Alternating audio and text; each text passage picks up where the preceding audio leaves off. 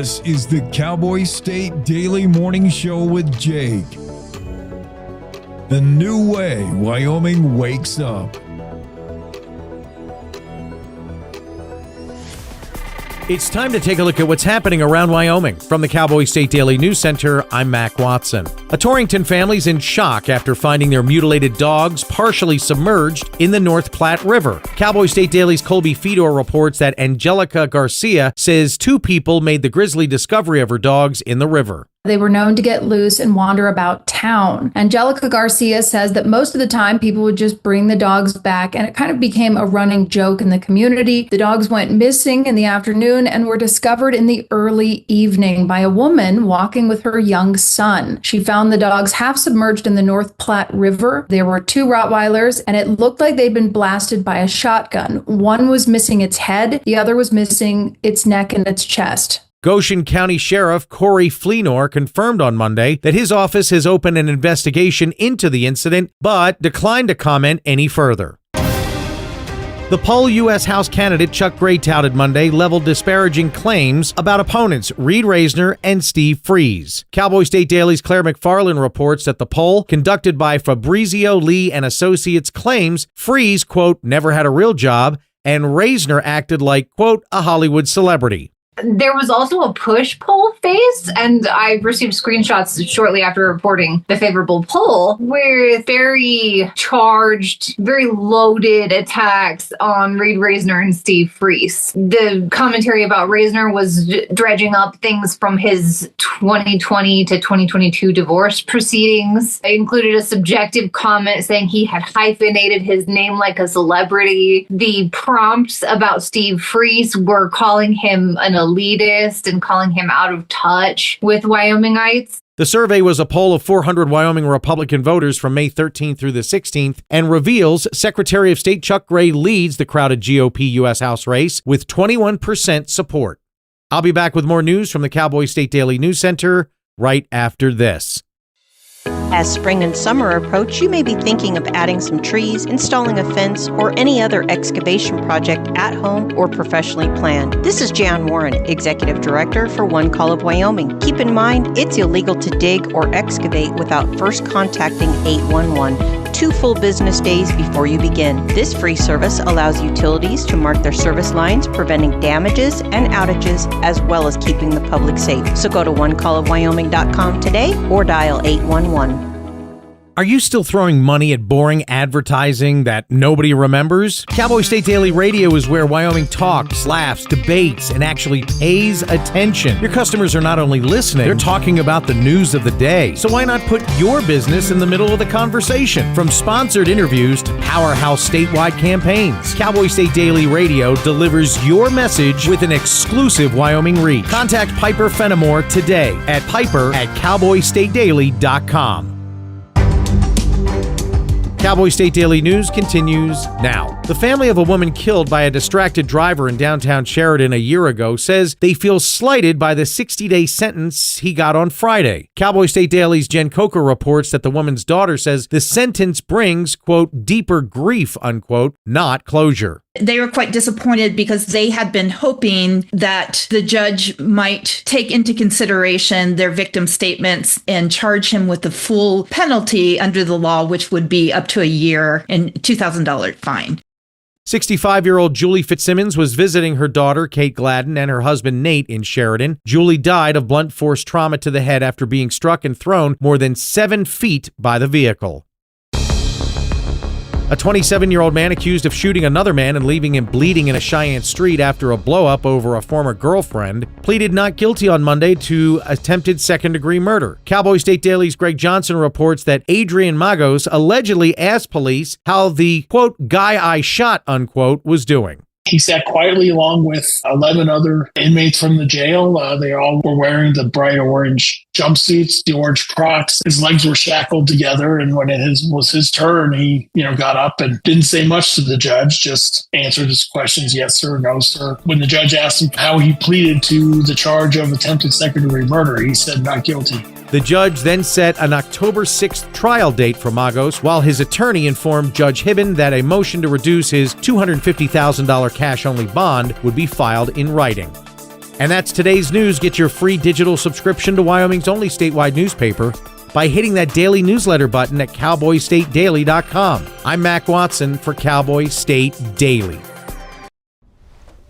Most hiring algorithms would scream me out. Some bosses couldn't see me as a leader. I've run this place for 20 years, but I still need to prove that I'm more than what you see on paper.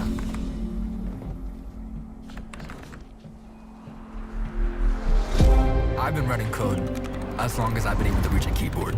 This is what I do. It's second nature for me, coordinating 100 details at once. It's the way my mind works. I have a very mechanical brain. I sold them on my skills. You gotta be so good they can't ignore you. My magic is analytics and empathy. That's how I'm getting clients. You have to have the confidence in yourself to show up and defy the odds. I'm more than who I am on paper.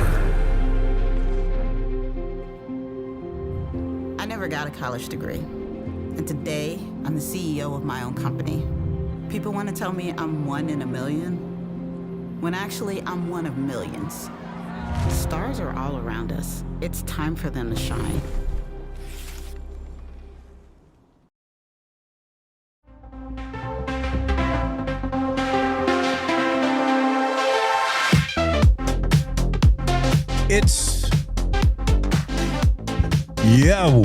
It's the second Monday, known as Tuesday. My microphone is acting funny. Sorry. Jen's going to be with us in a second. You can probably hear her laughing at me. Tim Stubson will be on, Casper attorney, former lawmaker. We'll discuss a couple of races coming up and whether a third party could play spoiler, at least in the House race. Josh Dorrell will be here. We'll talk about housing a little bit and business council, that stuff. Cici Oliver, fly fishing tips from Cici and what's fishing good at the Ugly Bug Fly Fishing Shop. Jackie Dorothy will be here. Mark Hines, Kevin Meyer, Chuck Gray will be on. Chuck will need both me and Claire to grill him on his run for U.S. House. Claire will be on. We'll double team Chuck and find out what his ambitions are. Cindy Brady, I so wish that was her name from the Brady Bunch, but it's Cindy Bradley will be here, and she'll talk about Girls on the Run and Ray Gallegos. And I think my notes are scant, but I believe we're going to talk golf, which is fine. That's all I need to know. Our show producer just said Gallegos golf. I'm like, okay, I can golf. Do you golf, Jen? I don't golf, but I've worked at 2 golf courses. No way. What was your? Did you like? Are you the one who put the holes in the greens? Because I have a bone to pick with you. No, it's not that interesting. I was just a bartender. Yeah. People at golf courses, I'm like, the stereotype of golf courses is the old white male, OW. Like, do they enjoy their? Oh man, I was astounded. Yeah, I worked at the course in Douglas, right? And those guys, men's golf night. Holy cow! They put in like 12-pack after 12-pack. We put it on ice in a bag. Like, we are classy like that. Wouldn't that be fun to have, like, pure gallons drunk LSU frat party versus a private golf club on the old men's night, the over 60 night or something. Oh my gosh. Yeah. They can put it away. Oh yeah. In their outfits, they would outdress one another. It was really cool. You need to achieve a certain amount of insobriety to even wear the stuff they wear. Like, Rodney Dangerfield, that's all I think of is that golf movie. Looks good on you, though. Yeah. Oh, they know how to bend an elbow at golf clubs. Yes, absolutely. When they ask, how's your form? How's your swing? They're probably talking about your bar stance, This is, I put one foot up on the rail. Dirty martini. Do they drink like the old-fashioned drinks? Not where I worked. It was beer and what are those? Oh, Bloody Marys, of course. And those Arnold Palmers, which drove me crazy. Those are non-alcoholic, but I hate the whole concept of that. Yeah. Yeah. But there's two types, right? You've got the sober guys who are like, we are here for serious business with our outfits. Yeah, they're annoying. Scorecards. I know. Yeah, and then you've got the kind of like the goofy guys who are just like there to have fun. Yeah.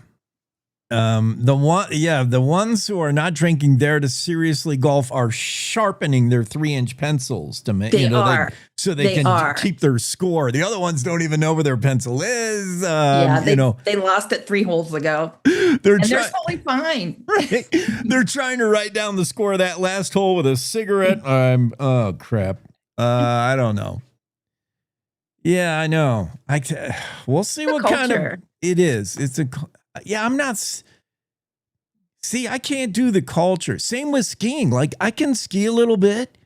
Not great. I don't use poles, but I'm not like all about I don't.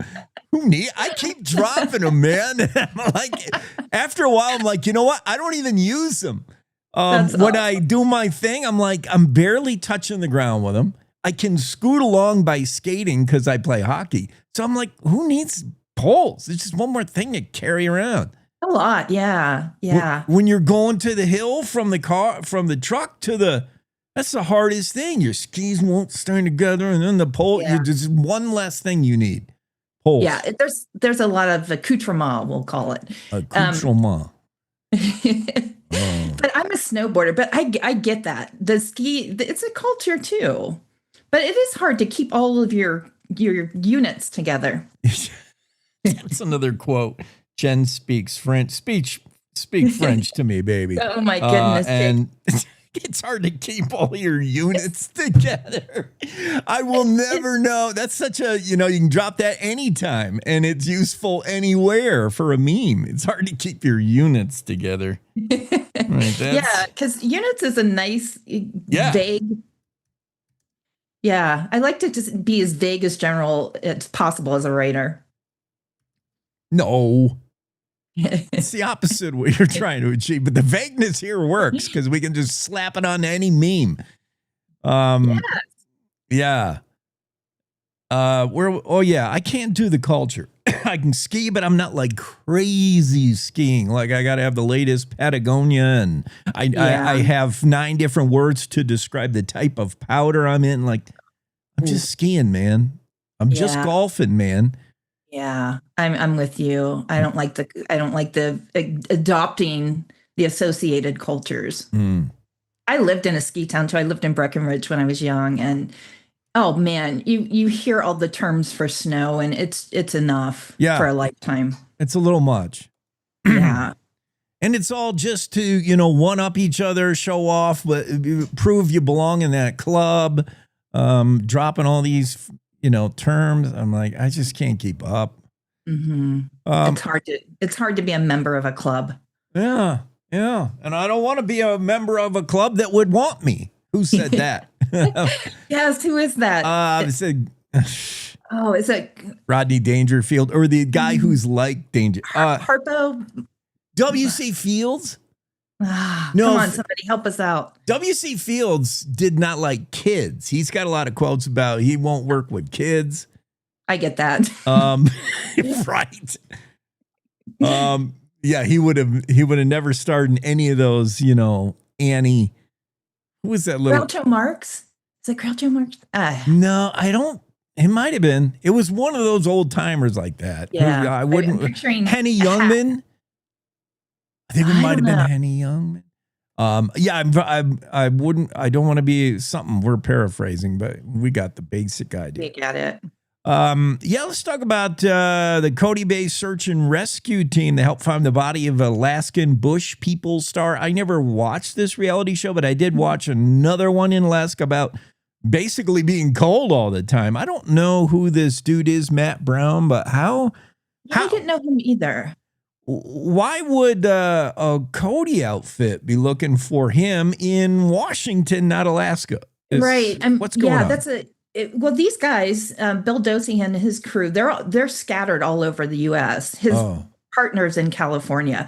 So they, they're all connected, these search and rescue groups. So when something like this happens, and this was a swiftwater rescue, they knew he was deceased, and they also knew he was very gettable at that point. Because they, as it was explained to me, they saw him actually go in the water, so they knew where he was.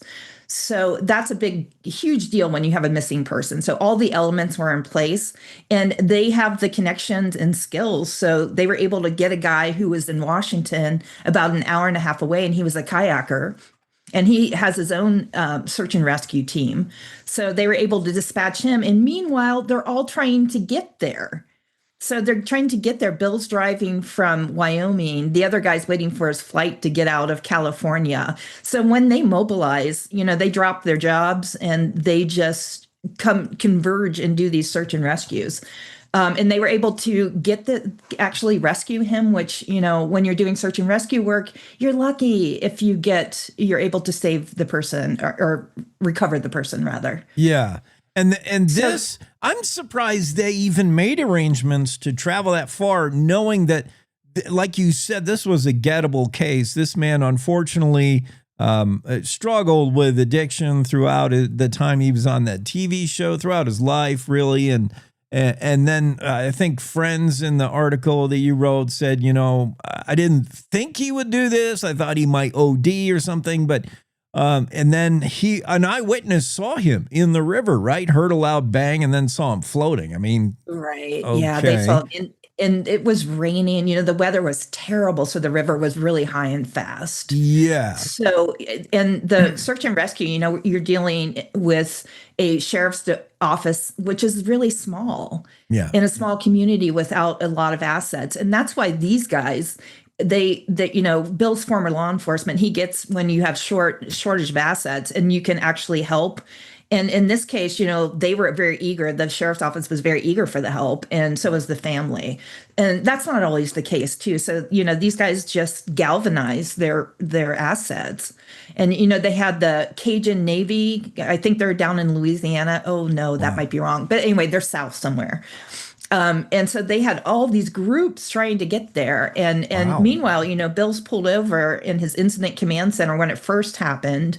And he's trying to get all the assets together to get people out there, which is, and while downloading maps and trying to figure out what kind of terrain, who would be best suited. It's just, there's so many moving parts. Was this such this seems like you would not need to unite forces from around the country for a guy who's probably a mile, 2-3 downriver. I understand local LE probably doesn't have the toys, the drones, the river boats, the jet skis, stuff like that. I mean, dogs, thankfully, there are search and rescue teams. They got all these tools, but did you really need to bring them from Texas and everywhere? I wonder if it was the whole high profile name this dude was on a. No, it definitely wasn't. Okay. And I talk to these guys all the time. They keep me abreast of their searches. Like they were just in Utah looking for a 72-year-old woman. It's not name recognition. It's just they feel called to this service. Yeah. These guys take it seriously, these men and women. And I think anybody you talk to in search and rescue has that mindset. It doesn't matter. It's like, can we be of help? Yeah. And, they'll drop everything to get there. So it's just a mindset, it's part of it. We talk about the clubs. It's a club I would want to be in because these people are just service minded. Yeah. I didn't mean to imply that any search and rescue personnel says, well, who's missing before they make the decision to leave the house. But I'm wondering, like, if you're getting from Texas to Washington towing your specialized riverboat, you're probably not going to get there before they find this dude. I see what you're saying. Yeah. They make judicious decisions too. And I don't know what all goes into that, but to see who can get there. I see what you're saying. And I don't know how that planning works, but I do know that these, they're always going somewhere. Yeah. Well, I'm glad we got people like this dedicated to it and experienced at it. And once in a while, we get a successful, the body recovery was made here. Sometimes we find lost hikers. I think in my neck of the woods, in my almost 30 years here, almost, I can think of 2 incidents where search and rescue went out. Sometimes they don't ever find anything. Sometimes they find the body too many times. And sometimes they find lost on the verge of like dehydrate, on the verge of like we would have never got out of there. And I can think of twice where they rescue, they save people. They absolutely do. And up in your neck of the woods, I mean, that's the tip top search team up there. Yeah. Yeah. They're good. Yeah. Those people are amazing. Yeah. We got and busy. Tip Top and Sublet shout out Sublet. And Teton County Search and Rescue here. Right. And they share stuff like I think we have the airship, the helicopter, and Tip Top's got a ton of boats. They're down there in they've got Flaming the Gorge sonar all the equipment. time. Yeah. Yep. Yeah. They're really outfitted. Again, this story. So the is this? Oh yeah, June 1. Family says 60-day sentence for driver who killed woman brings them deeper grief. This is the guy who was just making a turn, and Sheridan just did not see this woman. Says he just never saw her. Passed every toxicology test. He was sober. He was not on his phone. David Johnson, 34-year-old, sentenced to a couple of months, and the family said that just makes it worse to hear the punishment wasn't. And again, I feel for them, but if you're looking for a punishment to fit the crime, you're never going to get it here.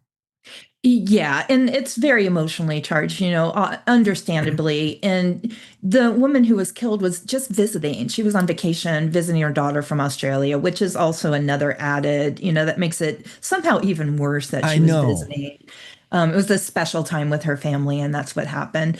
And that's within, they signed the plea agree, or they agreed tentatively to that plea agreement because they didn't want to take it to trial. That would be too much for the family to do that. But they were hoping that the judge, because she did have discretion to charge to the fullest extent of the law, which would be a year. And they were really hoping their impact statements would have some, bearing on that decision. Yeah, I mean, we can only hope if this motorist, Johnson, he had some prior stuff about driving. I don't know if he was just not an attentive driver. I mean, certainly this better be the wake-up call away. You could give him 5 years and it's not, I don't think it'll impact his driving more than what he's done. The realization that he ran someone over. Like, I don't know. Yeah, I mean, it's hard to say, right? And the deterrents are going to stop a person from doing something. However, as Kate Gladden said, it does keep him off the road because he was a high-risk driver. He had multiple infractions that earned him that distinction. Yeah. Got to get you. But this is a discussion for the legislature this fall. Is it? They'll be discussing their right now it's in committee. The Judiciary Committee are discussing potentially, closing some loopholes there where they can actually charge vehicular homicide as a felony and not just a misdemeanor. Because right now it's very strict criteria under which you can declare it a felony. So we'll see. This story is not over yet. This is one of those situations where the family is actually using their tragedy to try to enact change. Yeah, it seems like I can recall similar also in my area a couple of years ago regarding motorcyclists. Somebody turning left right into motorcyclists said they never saw him. And that vehicle manslaughter, and so there's absolutely no intent there at all.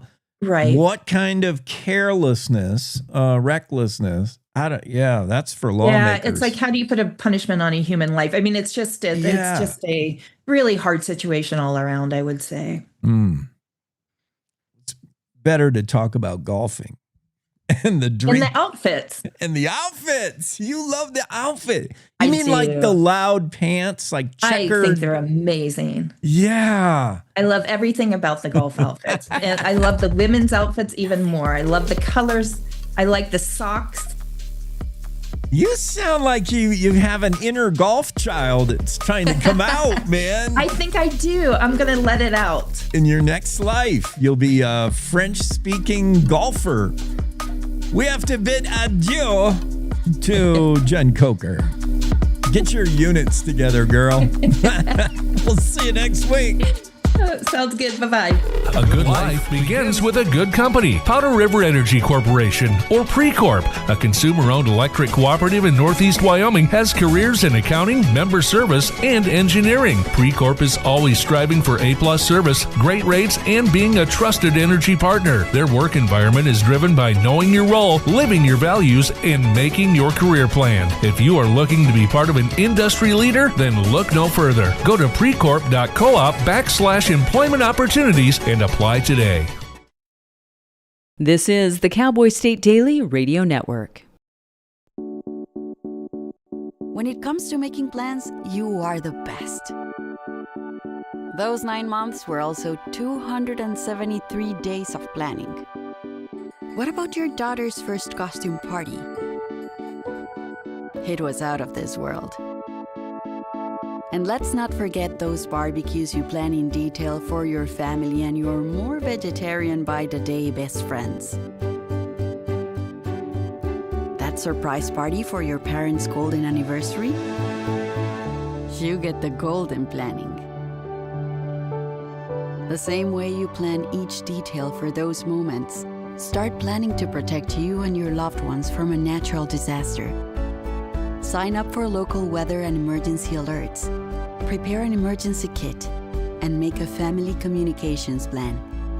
Protecting your family is the best plan you can make. Emma, did you hear? Todd's in the hospital. Who's Todd? He got a collapsed lung from vaping. He thought it was cool. Not cool. Promise you won't vape, Emma. It can lead to a lifelong addiction, and we can't be friends if your lungs collapse. Bogus. Wacky sitcom teens aren't the best people to talk to your kid about vaping. Hey, you got a minute? You are. Start the conversation with your child about vaping today. When the uniform comes off, the battle doesn't always end. Too many of our veterans are fighting silent wars with trauma, with loss, with hopelessness. Downrange Warriors stands in that gap, offering peer support, purpose, and a brotherhood that saves lives. You can help. Visit downrangewarriors.org because no warrior should ever walk alone. Hope is waiting. Be the reason they find it.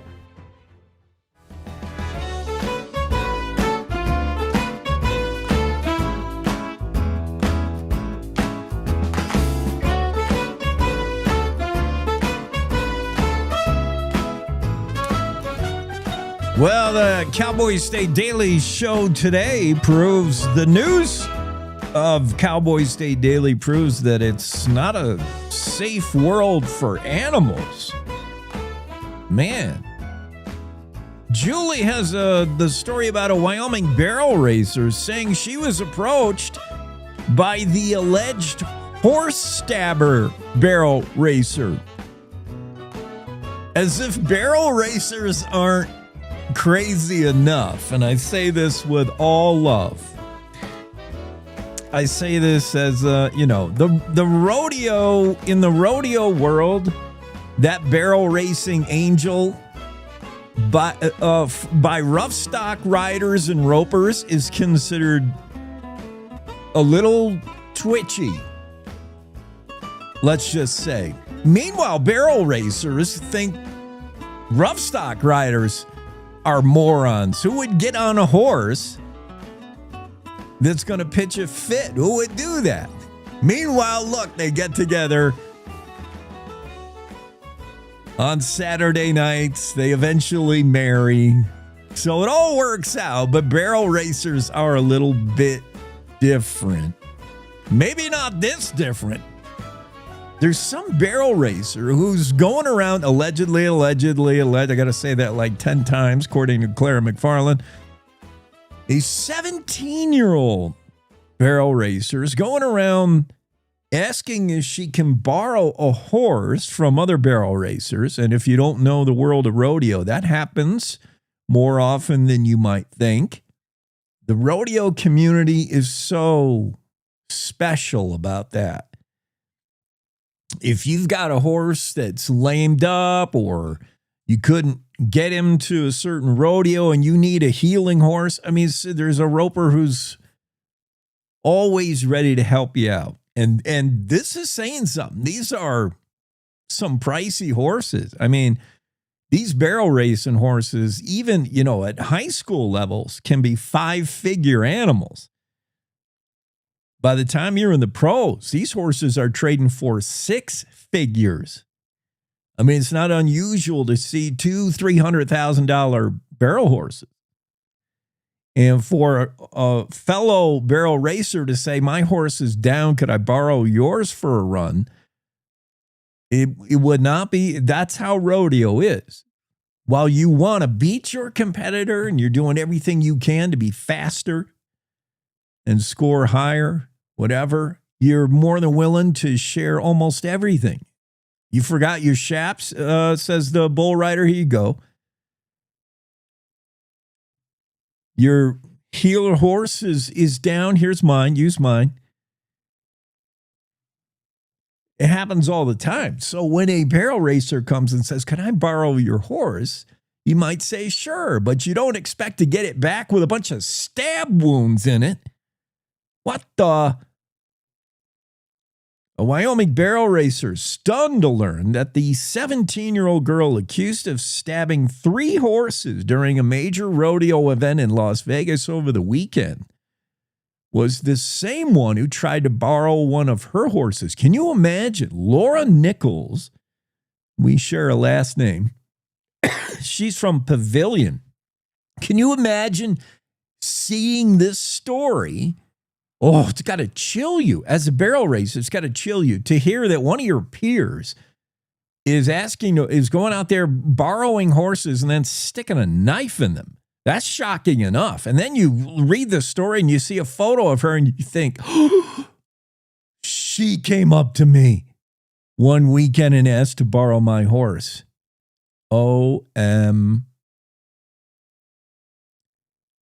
This weekend, I looked to see if it was the same girl they arrested, Laura Nichols said, and it was. It makes my skin crawl to realize she was stalking my horses too. It could have just easily been me. Laura Nichols, by the way, earned more than $400,000 competing on one of the half-brothers of one of the horses' stab. You following me? And she's horrified by this attack. It's like a Tanya Harding-like violent rampage is the only way to describe it. I think the 17-year-old is not named. I think obviously she's a minor. It's just so rare. It's so rare that women or girls, 17-year-old is a young lady. It's just rare to have them be violent, right? I mean, once in a while, the 17-year-old boy/man will do violent things, either out of bravado or beer, one or the other. But it's rare for the women. Girls have better sense, I think. School shootings, whatever. These kind of stabbing, barrel raising, like it's very rarely a girl thing, women thing. I'm trying not to be gender biased, but it's rare. I mean, stats would bear that out. I find this, it's just, this whole thing is unusual, whether it's boy, girl, grandfather. People, we don't stab horses. We don't do that. Whoever did it. Yeah, some of these photos, I don't know if they're that hard to look at. We've all seen injuries. Hopefully these horses will recover. I'm looking at these wounds and, closest to the heart is the most healable in a horse. We'll have Kevin Meyer on later, Cowboy Kevin, and he can confirm that. A horse is more likely to be jeopardized by an injury way down at the back leg hoof because that's a long way from the heart. A horse's circulation is not great. I mean, there's many ways a horse is designed, including its digestive system, which is complicated and really bad. If a horse's digestive system was your house plumbing, you would have it rebuilt from the ground up. You would call like another plumber and say, you got to redo my pipes. It's just, a horse is designed to do some things incredibly. Its lung capacity, its heart, its chest, breathing, the nostrils. I mean, this thing was built to perform, to work, to run, to pull, but it was not built to survive even one night on bad feed. Like it is, and it does not heal well with injuries far from its heart. Down low on the leg, that's trouble. No barbed wire cut, that could bother a horse. That could lame a horse worse than getting stabbed in the chest. Seriously. You'd rather have your horse stabbed in the chest, like the one I'm showing you, than have it cut down by the hoof. But hopefully these horses recover. That's just nutso.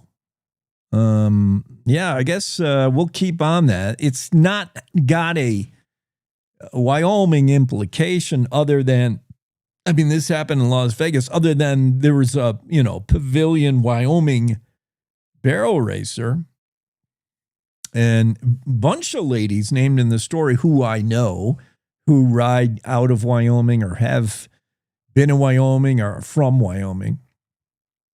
It's a, rodeo community is a small community, and certainly the barrel racing community, you can find 1 degree of separation pretty quick. So the story that happens in Vegas has implications in Wyoming de facto because it's barrel racing. But yeah, that's just kind of a shocking story. The other story about animals is the mutilated Rottweilers found. A Torrington family has a couple of Rottweiler dogs. They're not what you think. When I see a Rottweiler, come on, we all think when we first see one, like, oh boy, guard dog.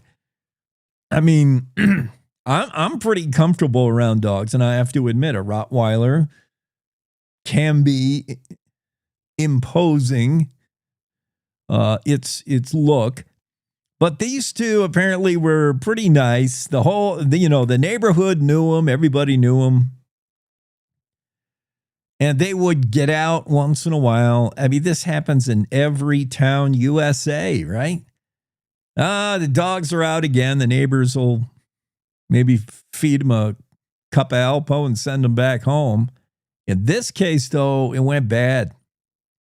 Torrington, Angelica Garcia told Cowboy State Daily Monday the 2 Rottweilers owned by her parents got loose again Friday.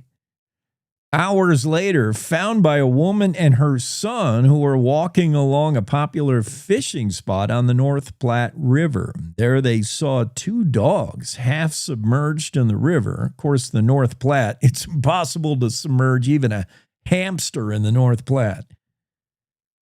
It's like inch deep and a mile wide. Isn't that the river they say that about? I'm pretty sure North Platte's not a robust water system. It's a great river. North Platte, inch deep and a mile wide. What river do they say that about? Yeah, it's the Platte. Don't ever question me. Platte River. Back in the days, the pioneers said it was a mile wide at the mouth, but only 6 inches deep. And then, these days with drought, mile wide and an inch deep. So I don't know how submerged the Rottweilers could have been, but they were found mutilated, like head missing on one of them, torn off, neck and chest were gone, said Garcia. Looked like they had been shot with a shotgun. Goshen County Sheriff Corey Fleener, same initials as Colby Fedor, And this story written by Colby Fedor. Corey Fleener confirmed Monday his office is opening an investigation. Yeah, you got some sicko out there. Maybe these dogs were chasing somebody's stock, although Garcia said they would never chase cows. They just weren't about that. They would get out. The brother and sister Rottweilers, they would get loose, but they wouldn't chase stock. That just wasn't them. Even if they were chasing stock, you would figure an aggressive rancher who's finally had it with these two would take a shot with his lever action rifle, not blow them away with a shotgun, then chop them up, then throw them in the river.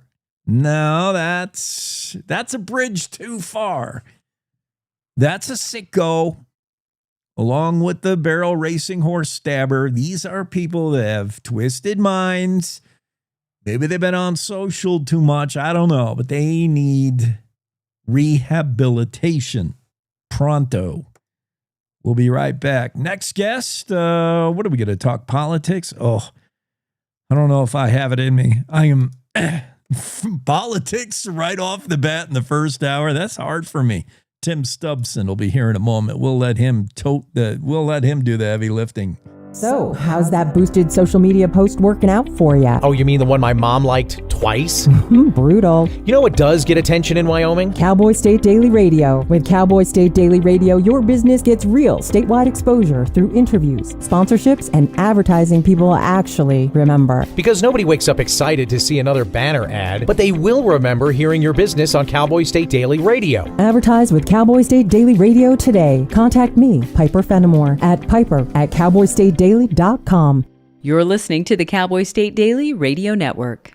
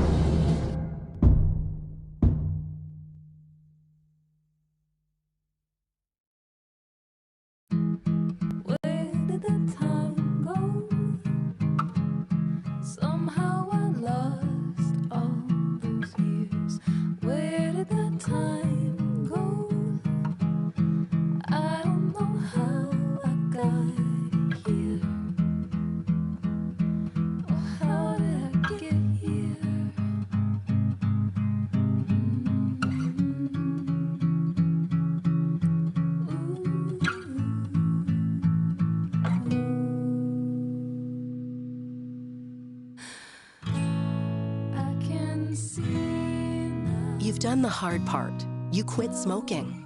Now do the easy part and get scanned for lung cancer. If you smoked, you may still be at risk, but early detection could save your life. Talk to your doctor and learn more at savedbythescan.org. Hi. I'm your retirement fear, but don't be scared. You're still in pre-retirement. Does that mean I have more time to plan? Precisely. Here, this is pretirement.org. Retirement savings options? Potential tax breaks. Move. This isn't scary. I'm doing it. You got this. Visit thisispretirement.org for free resources to help you customize your action plan.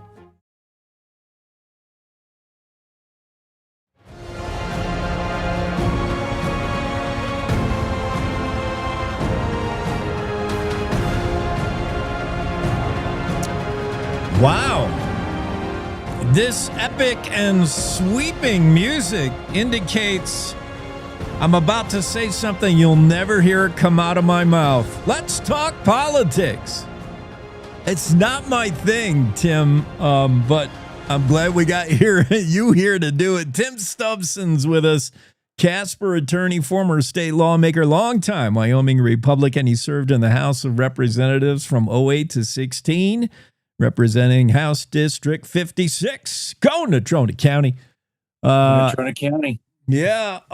So you and I are going to just armchair handicap, and we're going to think about We're going to zero in on the House race, the race for U.S. House. You and I are the only two not in the race at this point. I mean, that's true. Kind of everybody is throwing their hat in that ring. And what might that mean for the primary? Bill Sniffen says it might mean a few thousand votes decide this. But what are the implications for general come November? And the story from Claire McFarland, this could open the door for this for the third party. We've been all speculating one day there'll be a third party, maybe the Libertarian Party, and maybe the Libertarian candidate Johnson. Who is this kid? Sean Johnson. He may have a dark horse, underdog chance in this. Why is that, Tim? Well, I think, and of course, I'm not sure I'd run and put your money on him yet, but it is an interesting scenario because you do have some candidates, particularly I'm thinking of Secretary of State Chuck Gray, who are these interesting candidates where they have super high negatives. I mean, their unfavorables come back really, really high, but Chuck also has a very dedicated and enthusiastic group of supporters that aren't probably going to shake from him no matter what happens in the primary. And this, given the number of candidates, he could win with that sort of core group of supporters. And so what happens if you have a Republican candidate that comes out of the primary that has those huge negatives? And on the other side, you have this Libertarian candidate. And, Sean Johnson, he's a Hot Springs County Thermopolis guy now, but he was a longtime Casper guy, and he served on our city council and since went back to law school. Now he's practicing law in Thermopolis, but he's a smart guy. He's a principled guy. He's a normal guy, which is all good things, I think, when you're running on a third party ticket. And so, it's at least conceivable that you could have somebody from the third party come and make a legitimate run in the general. I see. The numbers would bear that out if you just want to play with numbers. Unfortunately, numbers don't tell the whole story. Similar to sports, that's why they play the game. You can't just take a stat, the roster, and say, well, this is who's going to win. Here are the wild card factors, I think. Tim, let's talk about, first off, name cachet, name recognition. You mentioned whoever emerges from this Republican primary, whether it's Gray, Reisner, Freeze, they have loyal fan bases, like you said, rabidly loyal. They're going to vote for their guy no matter what. But they're also in the news for other things, headlines in the news. But they are in the headlines. That's the thing. People know them when they come down to the ticket and they say Johnson, Gray. Well, I know Chuck Gray. Name recognition, how important will that be, you think? Oh, I think it's hugely important. And I think, I don't want to oversimplify it, but in my mind, the primary, that's what it's largely about, is name recognition. Because primary, yeah. At least in my experience, people start tuning in about 3 weeks before the primary. And I mean, your average voter, people that aren't junkies like you and I, and they show up, they look at the ballot, they vote for the names they recognize. And you have this tier of candidates, and those three you mentioned are examples of it, where you have this group of candidates spending apparently mom and dad's money to try to get into Congress, but it's effective. I mean, when you're showing up at home and every day you have a 5x10 glossy in your mailbox and with somebody's name on it, it sticks. Yeah, I mean, money wins elections, and no news is bad news. Those are two time-tested things in politics. So that works through the primary. Now, if whoever emerges from the primary, from the Republican primary, and it could be any of the top three polled that we just saw in a recent poll, all have positives and their own loyalists, and all have some negatives. Do you feel in November, similar to Trump-Harris, Trump has his people that are never going to break ranks, And then he does attract those who are going to hold their nose in the voting booth and say, I just can't go for a Democrat.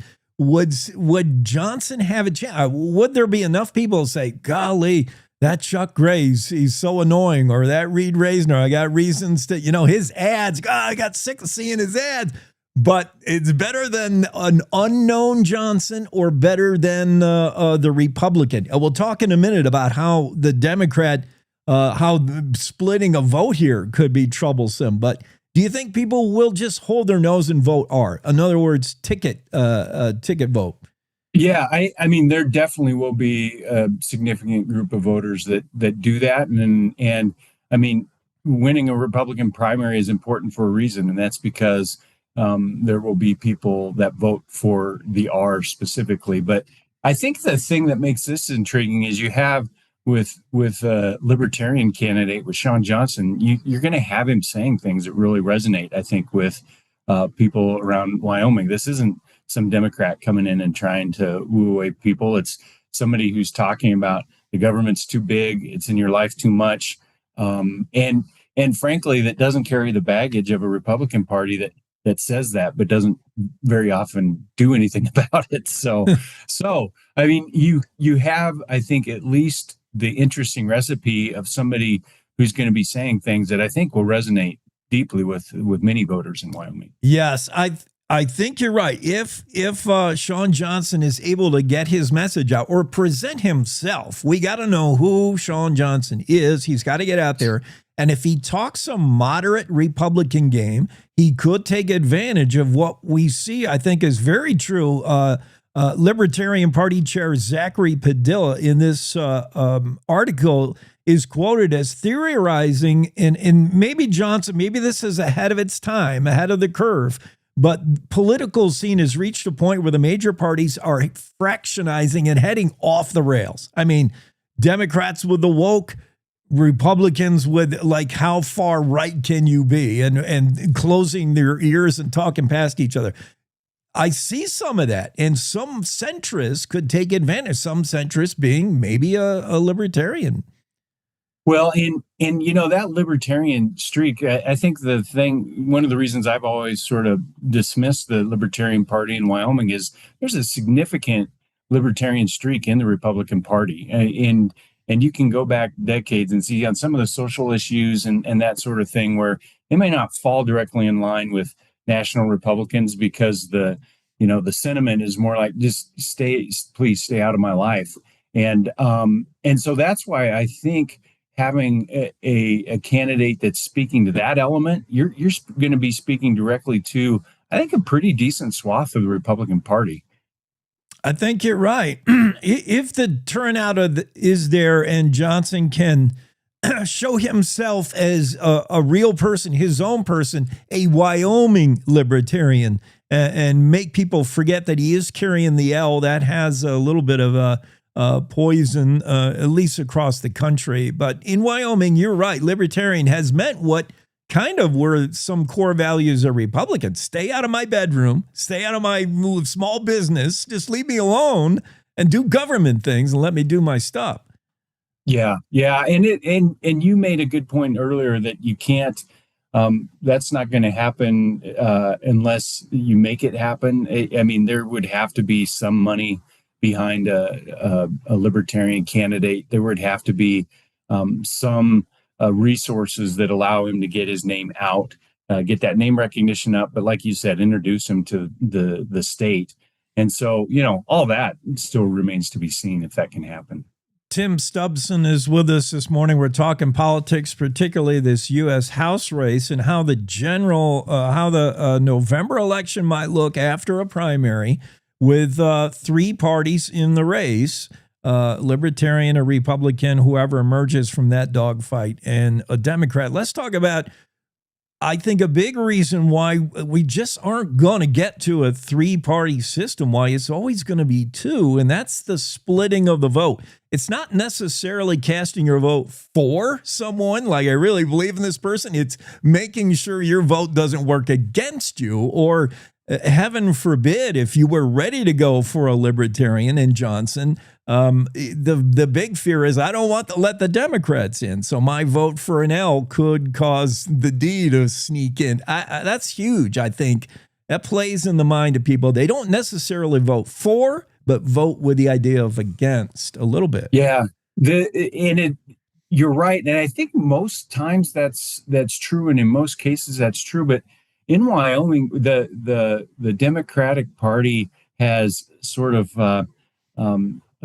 faded so much that a realistic chance that any Democrat under any scenario is going to win this race, I think it doesn't rise as a legitimate fear in many respects, because there's just not going to be the voters there to put a Democrat anywhere near the top of the line. And so I think that's another piece of this recipe that you're like, I don't really have to worry about, those guys winning. I can vote how I want to. You're right, Tim. What I'm theorizing is, in a normal world, Wyoming is a different political beast. You're right when it comes to, unfortunate for the Democrat Party. Good point. Where do you think Johnson's votes have to come from? If we're going to give the Libertarian a chance in November, are they going to come from Democrats who are going to say, man, this guy's got the best shot, not anybody but an R? Are they going to come from independents, undeclared? Where's he going to grab votes from? Maybe even Republicans. Frankly, he has to pull the votes from Republicans, because we've seen efforts going back to the Hageman-Cheney race, where there were kind of active efforts to pull Democrats over to the Republican side. And frankly, there's just not enough Democrats to make a difference. It just doesn't make a difference. And so he would have to pull from a good, steady stream of Republicans in order to have any chance at all. And so that's why I think, and you have within the Republican parties with some of these candidates, some really strong unfavorables, some really strong negatives. And that's the only thing that makes this sort of even a plausible discussion point here. And everything we're discussing is going to, it'll all be hinging on turnout. And we're talking about a midterm election. If nobody turns out, that's, maybe this is all for nothing, or how does that skew the numbers? I don't know, but we need the turnout has to be there to make any of this be realized. I think November in this race, Tim, for U.S. House, I think it will show a lot about Wyoming voters, whether we vote the person or the party. And that's a huge thing in politics, even national today. People are just, straight party ticket down the card, or are we voting people? Well, that will really be decided in November. We'll find out, I think. Yeah, I think you're right. And historically, we have been a state that has, I mean, if you go way back, where you had this huge Republican electorate vote Democrats into the governor's office sort of term after term after term, you do have this independent streak among kind of the longtime Wyoming voter. To me, it also, we know we've seen some influx of new folks who moved here specifically because we're a conservative state.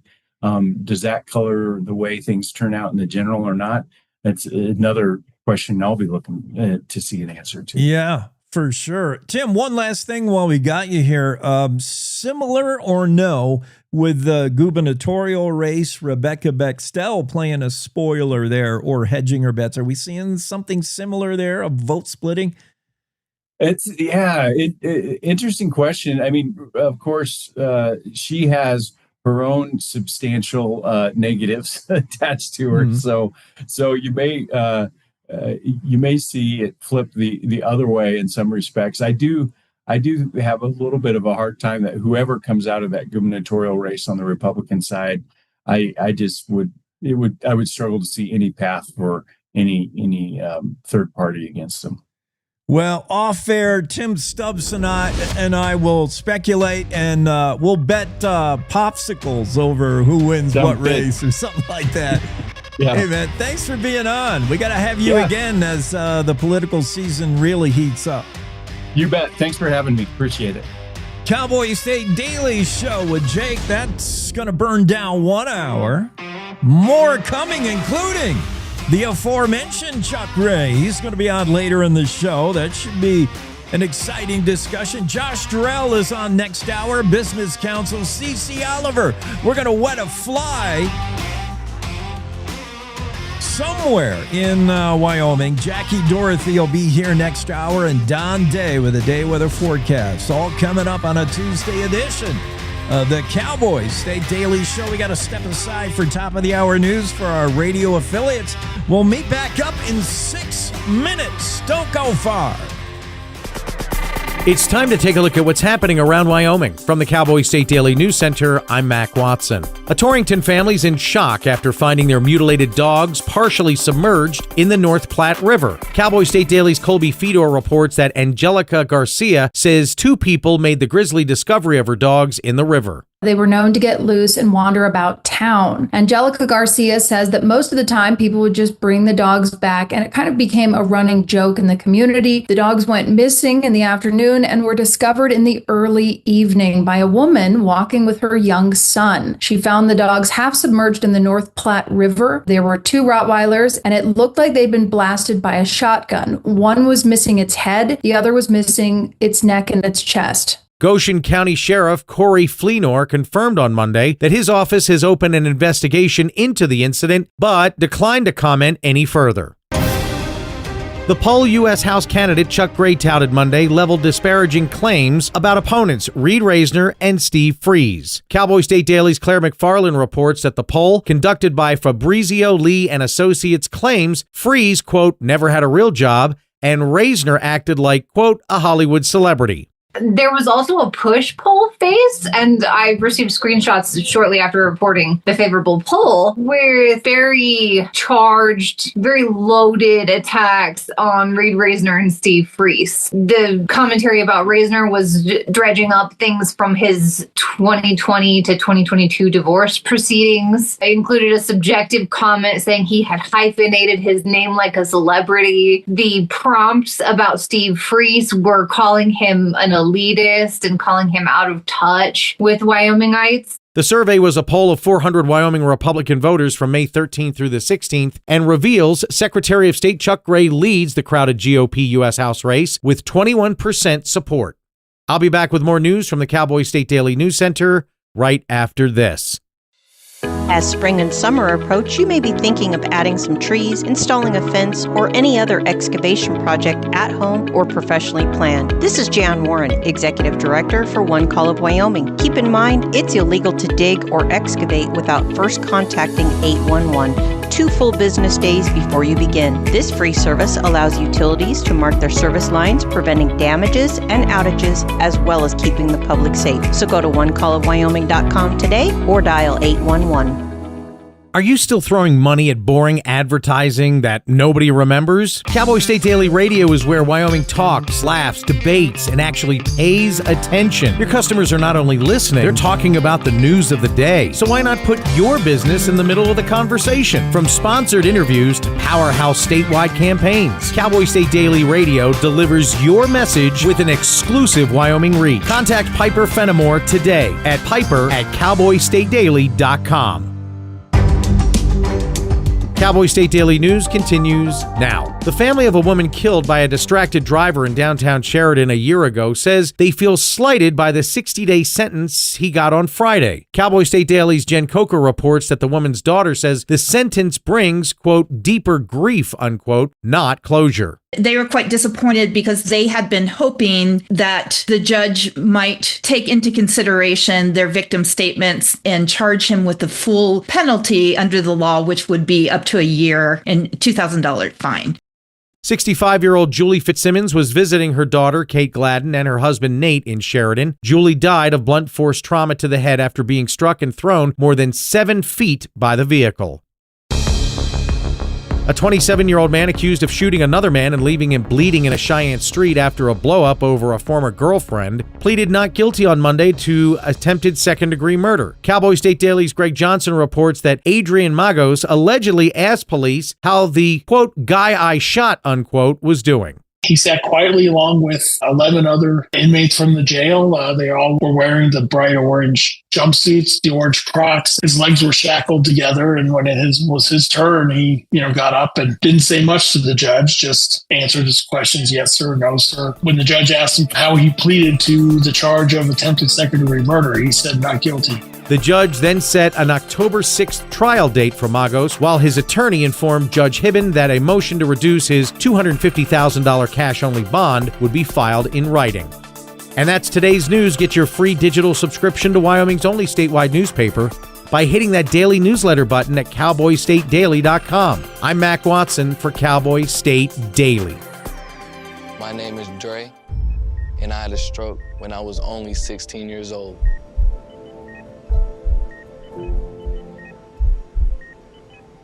It was a normal Saturday. He played 2 games back-to-back. During the games, something was off. He said his arm felt heavy. By 1 a.m., he was in emergency brain surgery because he was having a stroke. I didn't want to, but I felt like I was just giving up. That's when I found American Heart Association. They saved me that night. I don't know if Dre would be here today if it wasn't for the work that the American Heart Association has done. The American Heart Association supports life-saving research that leads to medical breakthroughs. We are fighting to help prevent death from heart disease and stroke, educating people on prevention and early detection, and working every day to find treatments and cures so you and your loved ones can live happier, healthier lives. To learn more, go to heart.org today.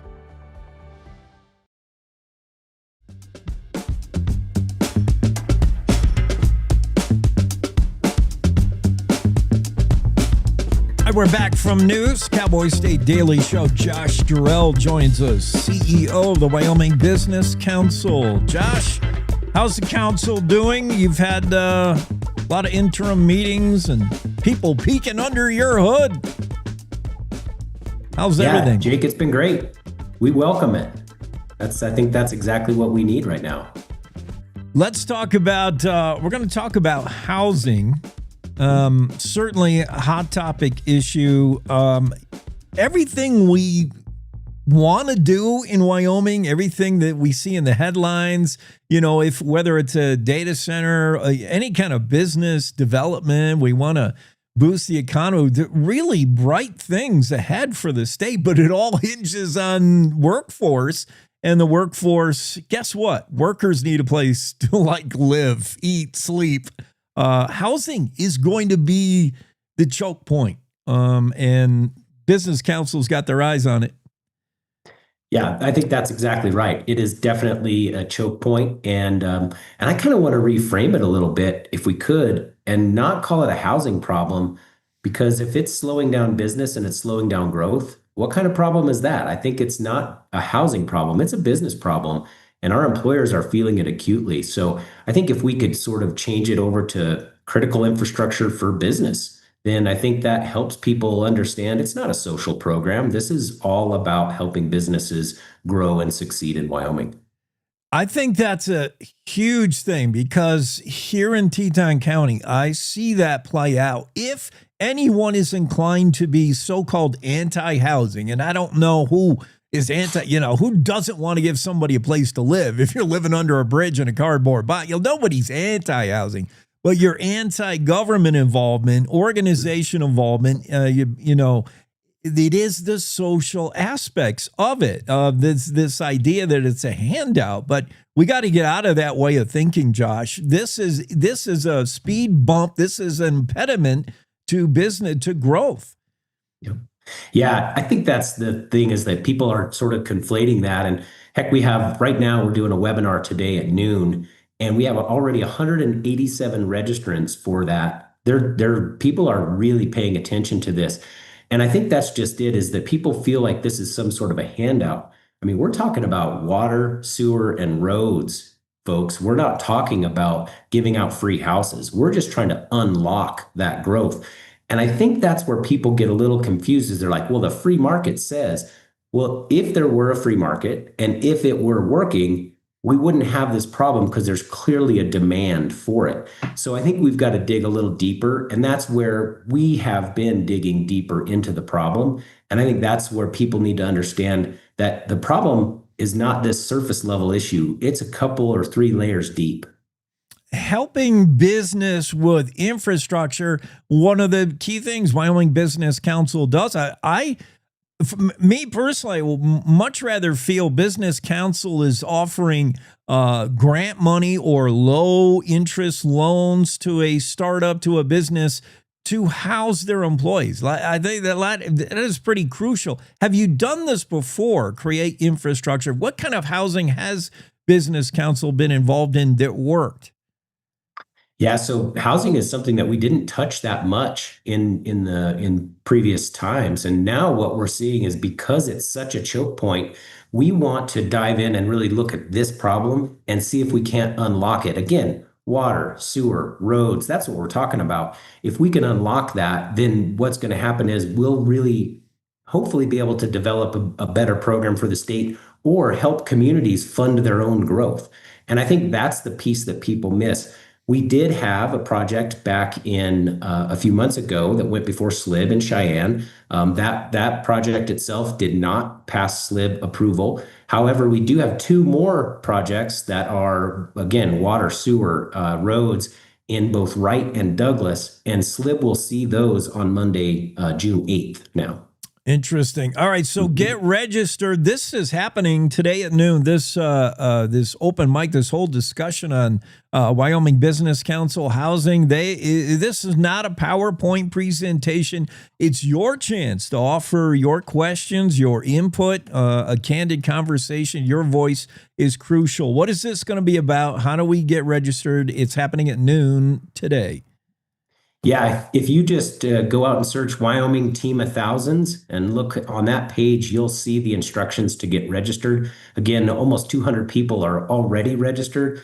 We see this as a problem that goes across the state. Now, what I will say is that each community has a slightly different challenge. As you mentioned, Jackson has different challenges than Cheyenne, than Gillette, than Wright or Douglas. Those are all challenges that we want to dig in and solve the right problem, not just make some blanket program that may or may not work for Wyoming. And that's something you have said a lot, Josh, where you have been very community minded. This project works here for this. There's not cookie cutter stuff. You've been specific about what each community, each county, each town needs and how it works there and may not work somewhere else. That's huge. Yeah, that goes back to planning, Jake, and our communities really want those tools to plan. They want to be able to understand what's that critical piece that's going to unlock that growth. And that's where we really want to focus in because we do want to be great stewards of state funds. We want to make sure our communities can compete and we want to solve the right problem, not just throw money at any problem. And I think that that's something that our communities, frankly, want to do as well. They don't see it as what's the program and how do we leverage money? They see it as what's the problem and how do we solve it? Join this guy, Wyoming Business Council CEO Josh Dorrell, panel of local leaders, developers, employers, community members in an unscripted open mic style webinar. It's happening today at noon. That's my nap time, Josh, so I won't be there. But let me be there right now with you, and I'm going to give you some input. And here's what I would say. I'm all about helping creating housing for workforce. I think it's key. If we don't do that, nobody's going to stay. Right? All our kids are going to leave, and nobody's going to come and work on all this stuff that we have in the pipeline. Here's the challenges to housing I've seen in Teton County. Obviously, it's different here. Real estate, oh my goodness, a square foot of that's an issue. It may not be somewhere else, but when an whatever it is, an NGO, government, when they get involved in housing, they're not good at it. They don't know how to create. You're going to have to choose. You're going to have to send out to, RFP. You're going to have to get a builder. The builder is going to give you bids, and then they're never going to be able to make it pencil at the kind of rent that you need to, is a lot. It gets really complex. There's reasons why the housing industry, the building industry it's complicated. So it's tough. Yeah. So Jake, you have a lot of people on this show, right? Yeah. What other things are they telling you around either workforce or business growth or housing? Tell me about what you're hearing. That they, they have these hopes and dreams of business expansion or putting business down on the ground. But yes, they need workers. The workers are not here, at least the certain skilled, but we're getting there. There's a huge trade school movement happening now. We're right there. And in 3 to 5 years, we will be able to, build up, train up our own kids. They're going to go to work here at really good jobs. And the economy is going to soar, but if we can't put them in a house, this is the dream, the pipe dream dissolves. You're nailing it. And that's exactly it. There's so much opportunity right now. And I think the potential is there. It's just like this little bit of a bottleneck that we need to remove to unlock the next bit of growth. And I think that you're nailing it with the fact that we do have a really bright future. I think we've got the workforce. We're developing the workforce. We've got plenty of mid-career professionals who want to be here and stay here. But gosh, we've got to really focus in on those barriers to growth.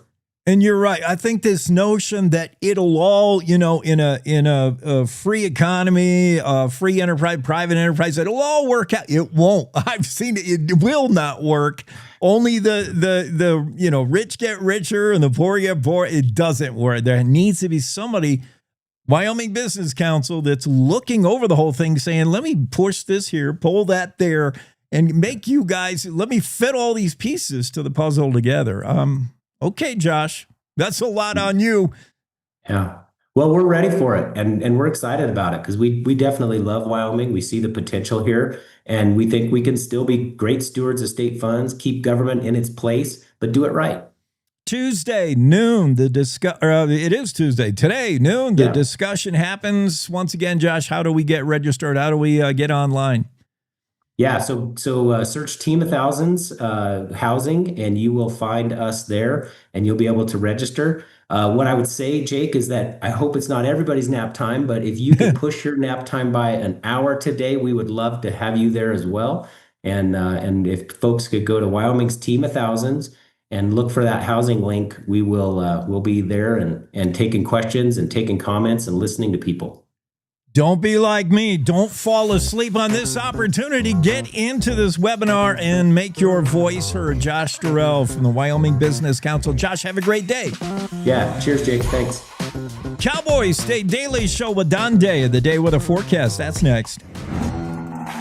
Park County Fair's back this July. Happening all week is the thrilling Carnival Midway. Tuesday's the Muddy Mess with pig mud wrestling. Get ready to rumble for boxing on Wednesday. Pull yourself to the grounds for Thursday's truck and tractor pulls. Friday's the fast-paced figure 8 race. And as always, Saturday's the sellout demolition derby. Tickets are on sale now, and we'll see you at the 100th Fair on patented land.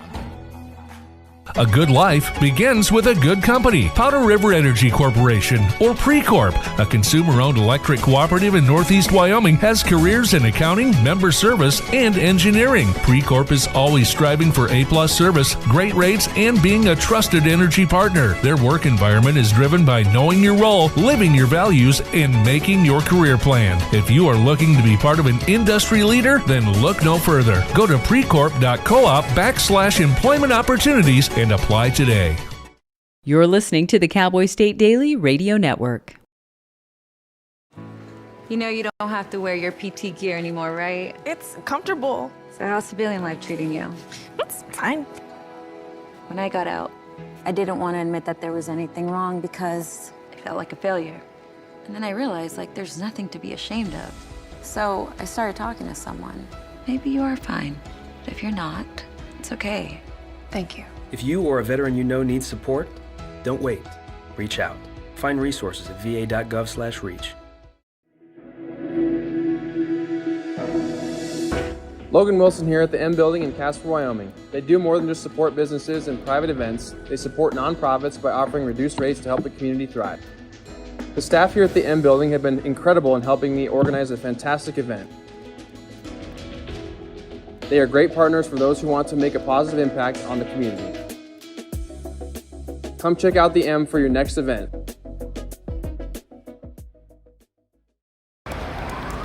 Hate is loud. It gets clicks. It gets attention. Hate, however, is actually quite small. But love is the majority. Filling up something far more important than any feed. Love fills our hearts, our lives, our every day with understanding, empathy, and compassion, leaving hate to become what it truly is, a whisper.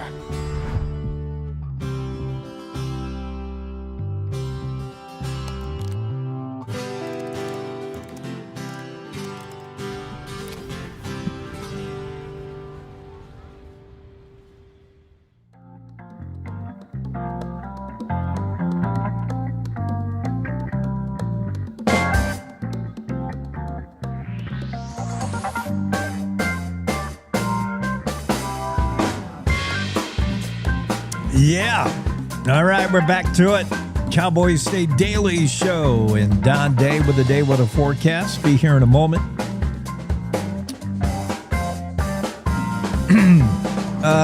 Meanwhile, I was looking at a few national stories, including this silliness. Rocking is now the new walking. I mean, just when you thought you were doing taking positive strides, literally, towards better health by walking, the experts say you're not doing enough. Apparently, the Marine Corps had it right all along. You should be rocking, not walking. Rocking is the new trend, and it adds resistance training to your walk. What is rocking? Anybody who's been in the Corps or tried to become a Army Texas Ranger or whatever, it means walking with weight on, like a heavy backpack. Any hiker, anybody who's hiked the Appalachian Trail or whatever it is, Continental Divide, could tell you. Rucking, I don't know. I mean, the experts say rucking is the new way to train, to exercise. To me, it's just, begging for knee problems down the line. But Don, you get enough rucking into your workout, walking with weight? Walking with weight? Yeah. Yeah, no, it's my walking and my weight exercise has to do with the how do I say, the tension between me, the leash, and my dog. Oh, you got one of them to help drag you along. Yeah, sometimes, yes. I should harness my cat and take advantage. He would not go for it.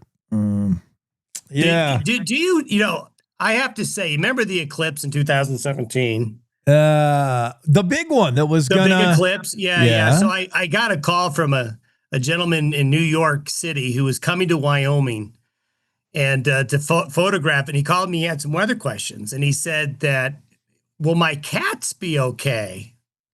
I said, what do you mean? He said, well, I'm bringing my cats and I keep them on a leash. See, he was worried that wild animals were going to eat his cats. Yeah, well, eagle will fly away with. Well, I did. I said, yeah, keep them on the leash. But I kind of snickered. He goes, "What's so funny?" I said, "I'm sorry. People don't usually call me with questions about will my cat be safe." Long story short, he got great photography. He got great photos of the eclipse, but he was most terrified in Wyoming from the pronghorn antelope. He was absolutely terrified, and he was terrified of the cows because he thought the cows, as they would approach him along the fence, that he was going to get eaten by a cow. Sorry for the rabbit hole I just went down. What a strange dude. Scared of the pronghorn, worried about his cat. I don't feel half as bad than bringing my cat into the weather conversation. It was not a day for the cat yesterday. I got a bone to pick with you, Don Day. Okay. Now, yesterday was beautiful, sunny as could be. And while you were absolutely correct, I think you said rain is a possibility in Jackson at 4 o'clock. At 3:59, the skies darkened right when I put hamburgers on the grill and the deluge. Thanks a lot. You ruined dinner yesterday. You don't start grilling at 4 for dinner. What do. Were you thinking? I'm up early, dude. I'm in bed by 7. I got news for you. I'm on a whole advanced schedule. Yeah, you wiped out dinner. The cat went running into the house, and it was some pretty good shot of rain in the west. Now, who got it?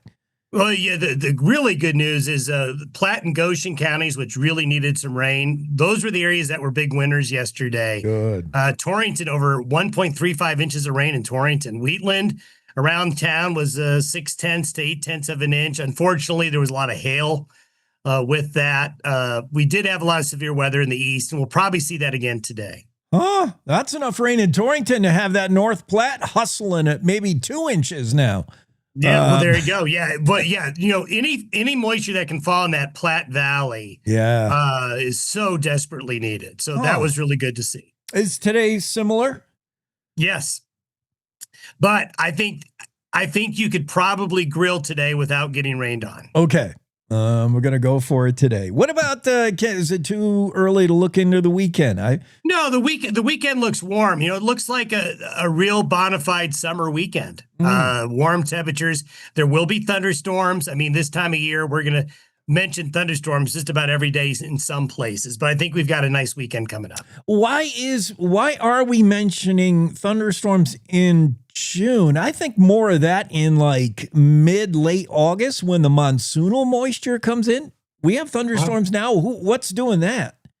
Well, first of all, these long days, we get a lot of heating, right? So that heating causes thermals. We get a lot of that going on. When the air gets warmer, it's naturally more moist. Warmer air holds more water. And so we also get winds coming from the southerly direction more often now that brings that moisture in like it did to you yesterday. So all you need to do is heat the atmosphere. You just need to heat it. And then we got our mountains. The mountain slopes heat up, that air rises, and then we're into that thunderstorm season. Really now all the way into early September is when the thunderstorms are the most active here. All right. Don Day created a weather day yesterday. I wouldn't put a cat out on a night like that. But keep him on the leash, okay? Right. Watch out for those pronghorn. Thanks, Don. Pronghorn phobia.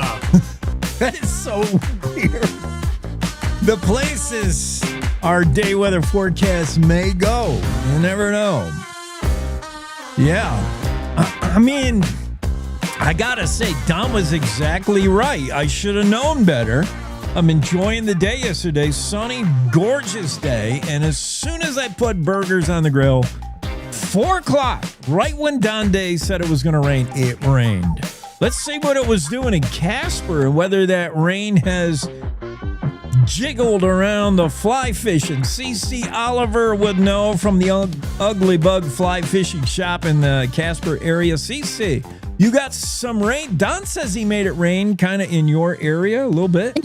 Yeah, we got a little precipitation around here, but today I'm looking out the window as we chat. It's a beautiful day. It's going to be like 82 degrees, so feels like summer. All right. I wanted to talk some weird things with you. Well, not really weird. If you're in the fly fishing business, I guess they're not weird at all. Let's talk accessories. How do the pros gear up? And pros meaning you, the guides, everybody at the shop. And I want to start with vests. Are they pretty crucial? The vests, of course, hold all your tools that you're going to need. And we'll hit those in a minute. But everybody, I see these fly fisher, they all do the vest thing, or maybe the fanny pack or belt pack. I don't know. The vest's pretty key, though. Yeah, absolutely. I mean, I think the vest, if you want to look like a fly fisher, the vest is the way to do it. I think we carry two different types. You have an Orvis vest and a Sims vest that are the very classic, a lot of pockets, place to clip your hemos, place to keep some floatant. More and more, Sims even recently came out with a vest that even has a pack built into the back. So it's always interesting to kind of see how styles change year by year. Vest is definitely important. I think, as you said, after that, you're looking at your sling packs, waist packs, hip packs, some sort of pack to keep everything inside would definitely be the next level, next step. Cici, whenever you dig deep into the fly fishing terminology, I feel like you got to repeat all that in English. I'm looking for closed caption. What is floatant? Floatant. I feel like it's a spray you put on your line to keep it floating on the top of the river. So you put on your fly, but there is floating for line too. But yeah, anytime you're dry fly fishing, a little bit of either liquid floating, powder floating, sometimes both. That's what's going to keep your fly up in the water, especially if you want to run like a dropper, like drop a bug below a hopper. Floating is a must. Definitely having a float agent on there is always helpful. I'll be darned. I heard about this actually reading a long Meyer series book from Craig Johnson, Fly Fishing, that you can have a quick release. I want to get to my landing net real fast, Cici. It like attaches with a strong magnet on you, and you can get it right. Like, seriously? Yeah. Yep. Yeah. So it is truly the brand would be the Fish Pond Quick Release is kind of the one that started it. But yeah, it has a cord on it and then two strong magnets, one on the handle of your net, and then one either clips on your pack or the top of your vest. And then, if you want to grab that net off, they do put a cord on there typically to make sure if you fumble it a little bit, it doesn't go downriver. Right. Some other fisherman's got your landing net a mile down the. Yeah. Okay. That makes sense. Nippers, pliers, all those things you're going to want to get to, the tools that they're all dangling off your vest somewhere, right?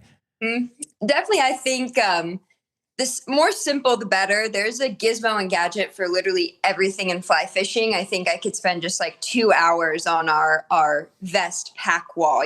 There's so many items in there, but your basics are always going to be your hemostats. That's going to help you tie knots if need be. They look like your surgical clippers almost. And we carry the MFC bare bones, which is like the best entry level. You lose hemostats and nippers like it's a job, So I err on the side of being a little cheaper on those. But yeah, your hemostats can help you pinch barbs, help you get the hook out of the fish's mouth, help you tie knots if need be. And then also a pair of nippers. So the tippet material, if you bite it with your teeth, it can get flat, and then it's really hard to get through the eye by using a pair of nippers. Not only does it keep the tippet from flattening out, it also saves your teeth. I mean, if you look at any fishing guide, anyone, they're always going to have some jagged teeth in there. You want to bite it with your teeth. It's never a good idea. Yeah. And then there's typically an eye cleaner in there too. A lot of production flies have some glue stuck in the eyelet, which can also make it a little difficult to get your tippet through there. So on the other side of your nipper, there's normally an eye cleaner. That's super helpful to have. I really like those little waterproof little books of knots, especially if you're starting out. Sometimes when it comes to game time, if you're just learning knots, it can, sometimes you just leave your brain when you need it most. Yeah. They do have a little waterproof little book of knots, just as far as a basic little instructional guide to keep on you. And then outside of that, you're going to need your floatant. If you want to throw dry flies, split shot. If you want to throw your nymph rigs, your tippet, and your leader, and that's a pretty basic bag. Once again, it definitely goes up from there. There are tools. We throw little nymphs around here. There's tools that help you thread your tippet through your fly, actually, like little magnet tools. Those are ones I always point people to. A lot of people wear a pair of cheater glasses or keep a pair of cheater glasses in their pack just in case they need them. So there's definitely a lot of basics to cover, and then you can get into the weeds from there. I think my favorite. I'm already in the weeds, Cici. My favorite fly box is a Cliff Daily. I think that's, as I've progressed, I've been like, okay, only take the flies you need. The more pucks, packs, and boxes you take, the more likely you are to dump them, lose them, accidentally set them on the bank. But the Cliff Days worth is like the perfect size fly box to just take the flies out that you need, and it has a lanyard on it. So you can even wear it around your neck if you want to go really bare bones. Dang, one visit to the Ugly Bug fly fishing shop in Casper and Cici will fill every pocket in your vest. Yes. You just heard of a few of the toys. I didn't hear anywhere a beer holder. Come on. You need a beer holder too. I mean, that's a given. That's an absolute given. That goes without saying. Yeah. All right. How about this? For anybody who's ever broke a tip off or cracked a Winston 5-weight, you'd be crying if that was the case. Do you go for rod reel cases just for like transport around? Pretty essential to, protect your investment. For sure, especially walking wading, if you're going to carry your rod around, having it in a hard case is definitely the right move. A lot of people, especially around here, you'll see them, you hit Castro when you start to see the rod vaults on the top of the vehicles. Yeah. That allows you to keep your full rod put together, go from spot to spot, not have to break it down into 4 pieces. So rod safety is a big part. And then just as you said too, no one is immune to breaking a fly rod. It can happen on fish. More likely it happens because you stepped on it, shut it in a car door, set it on a rock, something of the like. I mean, you're going to tell the story like it was bent by a fish and cracked, but more likely you shut a door on it. I know. Yeah, might have gone in your window a time or two, but I do pay attention to the warranty on stuff. I am a little biased. I like the Orvis family just because anything Clearwater up, so Clearwater is their pretty entry-level rod, anything Clearwater up, as long as it's the first 3 sections, not the butt section that the reel sits on, you can get online on Orvis, type in the serial number, length, weight of your rod, and then they'll ship a new section to your door, $60, done and dusted, there in 3 to 5 business days too. So I always like to put that on people's radar. If you break something, it's not the end of the world. Claiming warranty, for rods made in the state, obviously you're paying for Winston because that was handmade in Twin Bridges, Montana. It's going to take a little more time to get that fixed, but rightfully so. I think that's part of the beauty of a Winston and how cool it is to have something made right here in the States is you are giving up a little bit more time to get a rod repaired. But if you're looking for a quick turnaround brand, Orvis does it. I think Orvis is the standard. And then Echo, they'll send sections right to your door as well. So I always recommend looking in on a warranty on the rod, especially if it's your first purchase or you're just getting into the sport, a little more likely to break it. You don't realize how delicate they are. So a great warranty on a rod is an important thing too. And that's typically what you're paying for as you go up on the price scale. Cici Oliver is with us talking all things fishing. Let's change gears, go to this topic. What scares trout?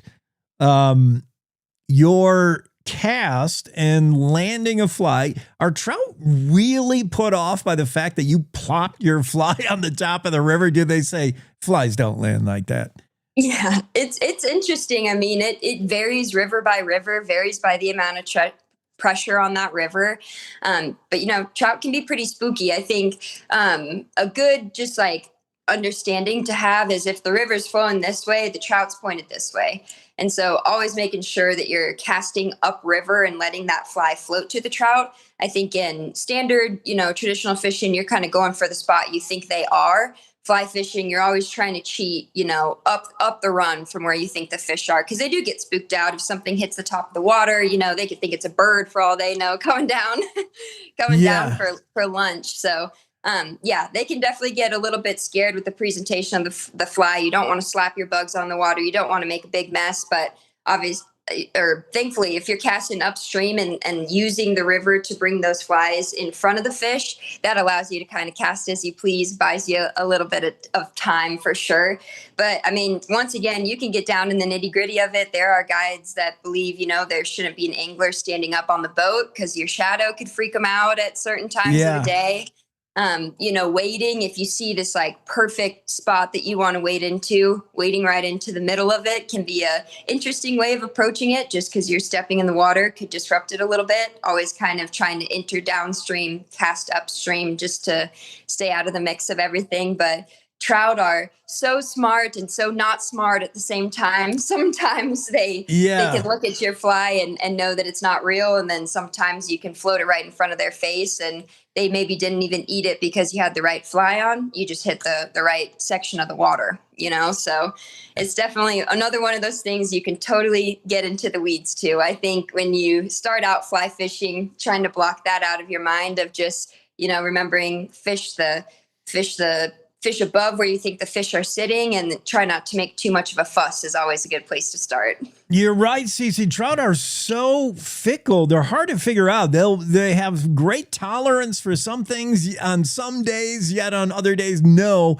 I found for the most part, and maybe this is wrong, but sound, like you can talk and do your dog can bark. Sound doesn't really bother them, but they sight if they see you, that, and also if your fly is acting weird. Talk about setting the drag right. You should not be dragging your fly across water. Trout are not that dumb. They say flies don't move like that either. Yeah. They don't drag themselves across the river. Set that drag right. You got to be loose enough so the fly can act naturally, not so loose that you got a rat's nest at your reel.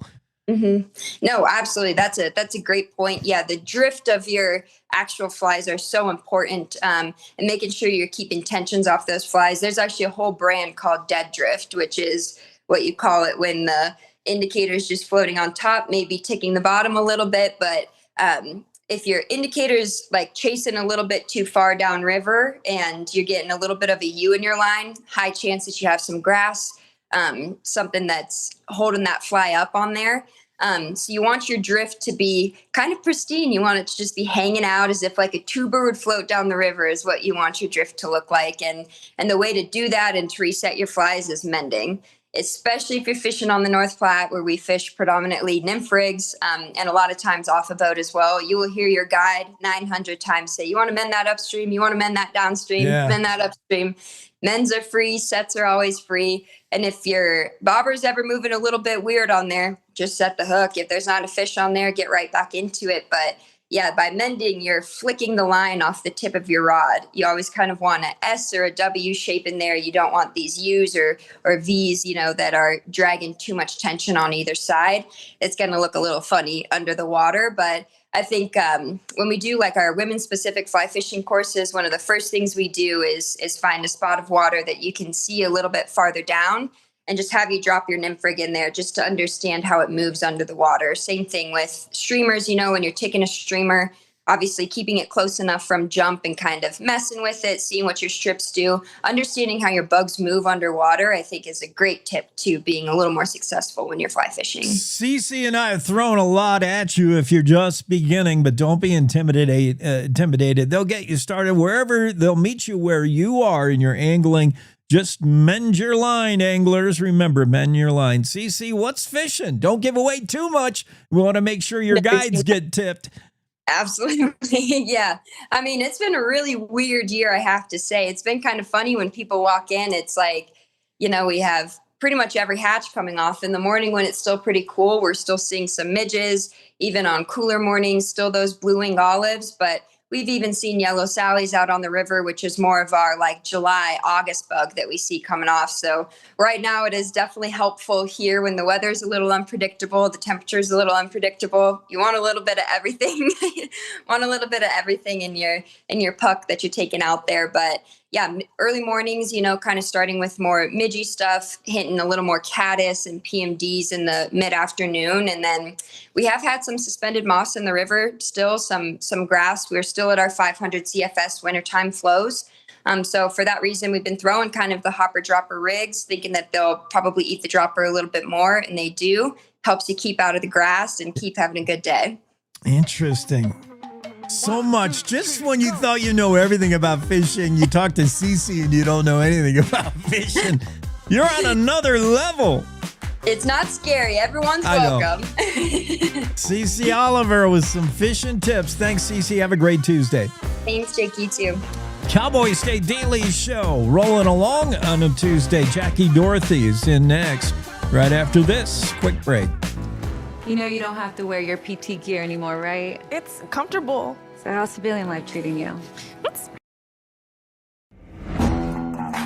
Park County Fair's back this July. Happening all week is the thrilling Carnival Midway. Tuesday's the Muddy Mess with pig mud wrestling. Get ready to rumble for boxing on Wednesday. Pull yourself to the grounds for Thursday's truck and tractor pulls. Friday's the fast-paced figure eight race. And as always, Saturday's the sellout demolition derby. Tickets are on sale now, and we'll see you at the 100th Fair on patented land. A good life begins with a good company. Powder River Energy Corporation, or Precorp, a consumer-owned electric cooperative in Northeast Wyoming, has careers in accounting, member service, and engineering. Precorp is always striving for A-plus service, great rates, and being a trusted energy partner. Their work environment is driven by knowing your role, living your values, and making your career plan. If you are looking to be part of an industry leader, then look no further. Go to precorp.coop/employment opportunities and apply today. You're listening to the Cowboy State Daily Radio Network. You know you don't have to wear your PT gear anymore, right? It's comfortable. So how's civilian life treating you? It's fine. When I got out, I didn't want to admit that there was anything wrong because I felt like a failure. And then I realized, like, there's nothing to be ashamed of. So I started talking to someone. Maybe you are fine, but if you're not, it's okay. Thank you. If you or a veteran you know needs support, don't wait. Reach out. Find resources at va.gov/reach. Logan Wilson here at the M Building in Casper, Wyoming. They do more than just support businesses and private events. They support nonprofits by offering reduced rates to help the community thrive. The staff here at the M Building have been incredible in helping me organize a fantastic event. They are great partners for those who want to make a positive impact on the community. Come check out the M for your next event. Hate is loud. It gets clicks. It gets attention. Hate, however, is actually quite small. But love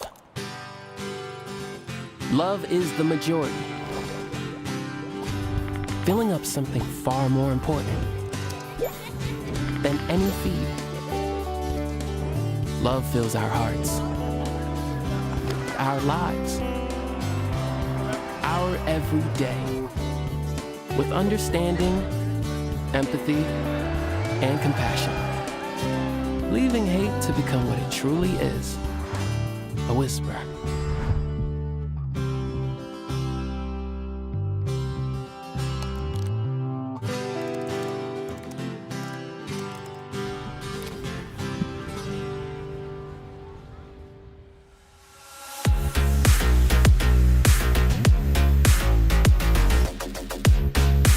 Cowboy State Daily Show. Jackie Dorothy is here. Every once in a while, I got to check Cici Oliver. I have to fact check her. Jackie, I just had Cici on. She's fly fishing, ugly bug fly fishing shop expert. And she drops these crazy terms on me, like what lures are called. And I'm sure, in the fly fishing world, it's everyday terminology. For me, she says, today's a good day to make sure you got your yellow Sally packed. I'm thinking one day she's gonna sneak in like a total fake thing, like a blue warbler. The blue warblers are really hitting today. And I'll be like, oh yeah, I know. And then Cici will go, gotcha. No such thing. What is a yellow Sally? I have actually heard that term, and I am not a fly fisherman. Okay. Our 4-H does all of the fly tying, and they got the kids involved, and it's fun to see. I mean, the patience it takes to create those, they're like works of art. Oh, yeah. And then you're just tossing it in the water for it to be swallowed up. Yeah. It's amazing. Or, in my case, lost. I mean, so it'll be downriver. That's a yellow Sally I have there. That's a bad photo. Yeah, it's like some kind of stonefly. So Cici was not goofing around with me. It really is real. Well, I'm relieved. Our world is all right now. Right. I swear one of these days she's going to trick me. She's going to throw in something that's totally made up. Well, we should make up our own terms. How about a rhino wooden one or something. I don't know. Yeah, I'm saying make sure you got packed in your tackle box today. That blue warbler, the trout are eating those up. There's no such. I bet that really is a term too. It probably is a lure. Yeah.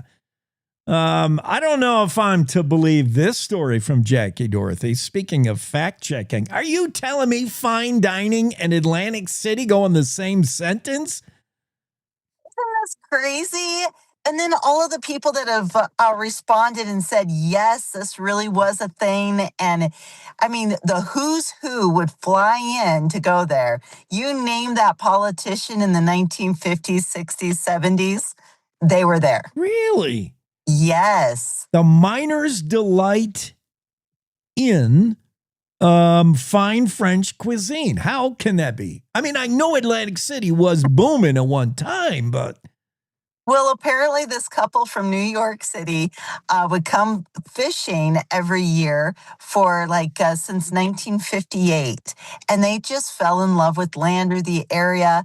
But she, Gina, she just loved it for a vacation. Her husband, however, said, I'm done with New York. I'm going to die on the streets of New York, or we're going to move here and just make our life in the hills of Atlantic City.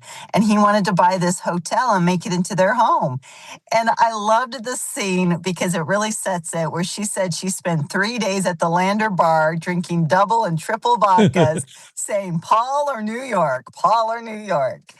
And when they decided that it was going to be Paul and it was going to be Atlantic City, they ended up opening this French restaurant. And it was just like they dressed up. They taught these teenagers what it meant to be elegant in the middle of nowhere. And people would fly even from Alaska to go to this restaurant. It was a big deal. It was an expensive meal for 1980s. I mean, it was like $50 at least just to eat there. And you ate whatever Gina served you. It wasn't a menu. It was like, this is the special today. Cold potato soup. Yeah. Vichy soir. Is that what it is? I think so. I'm not. Look at this. Now you're pulling a red wobbler on me. It sounded French. It sounded real. I think that's cold soup. You know, that's like Steve Martin gets served Vichy soir. He's like, take this back and put it in the microwave. Give me some of the new wine instead of this old stuff. I think you and I both would agree, and most Wyomingites don't like when someone moves here and has to bring their stuff with them. You know, like a Californian. I got to move here because I love Wyoming. Well, I don't love it that much. I need, I need all the things I had from where I was. But in this case, it's kind of interesting. Like, I'll move here. I'm totally committed. I love this. But I want to have a fancy restaurant, and it's kind of neat just to, be able to see Miner's Delight in Atlantic City, and for the cowboy, these Wrangler, the 18-year-old Wrangler by days out there, throwing saddles, and by night he's got his arm behind his back with the waiter. That is pretty neat. He is, and I loved it because there was actually 2 restaurants in Atlantic City at that time. Oh. And the other one was your typical Western fare. It had the burgers, and it was just like, it was a rustic restaurant. And sometimes their guests would arrive in their high heels and dressed all up, and they would mistake the one restaurant for the other. And this teenager at the time said he would be sent over to go find their guests and escort them back over to where they belong. Yeah. It was funny little stories like that just made it come alive. And it's like, we can't lose this history. This is cool. Can you imagine some royalty is flown in? They go to the wrong restaurant in Atlantic City. They're looking for the escargot and they get Rocky Mountain oysters. And they're like, wait a minute. That's crazy. And it happened. Golly. Jackie Dorothy, fascinating story on a piece of history in Atlantic City I bet you didn't know about. I know. And you'll have to ask Bill Sniffen about it because he actually died there as a young man. Not often, he said, because he would take Nancy out for special occasions. It was way above his pay grade. Yeah, on a newspaperman's salary, he could do it once a month, maybe. All right. Not even then. Who knows? I'll check out Bill. We'll talk to him Friday, see if he remembers that fine dining experience. I have heard of this guy, and I want to deep dive into it. I have not read the complete story, Jackie, but I am fascinated by this dude, this famous courier who carried the first dispatch from Custer's Last Stand. The dispatch that said, we're getting massacred here. We need more guys. Josh Dean. Yes. No, he became the mayor of Meeteetse. That's the book, The Mayor of Meeteetse by Josh Dean. In the 1930s, or actually 1928, he sat down with this biographer and said, I always wanted to write my story. He knew he was getting sick, so he shared all these stories. And when I was going through the book, I was like, wait a second. He was one of the first couriers to leave from Custer's Last Stand. And it was just a different perspective, different story, one that really kind of brings that moment alive, especially since now we're looking at the 150th anniversary of the Battle of Little Bighorn or the Battle of Greasy Wood, whichever side you were on. Yeah. This is like the fortunate person who last minute didn't get on that plane. Yeah. I mean, this guy.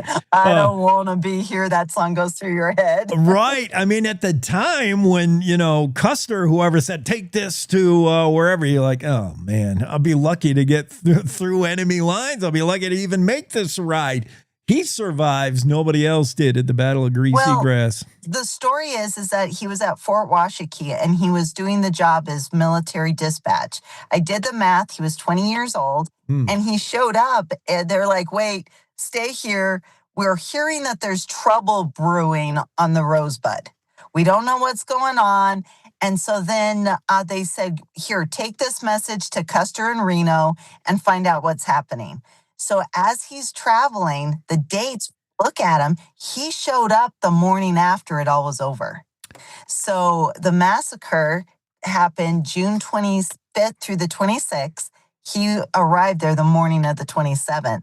So the battlefield was still fresh. He walked that battlefield and saw everything as it was laying because the other soldiers were so exhausted that they didn't even bury them for another few days.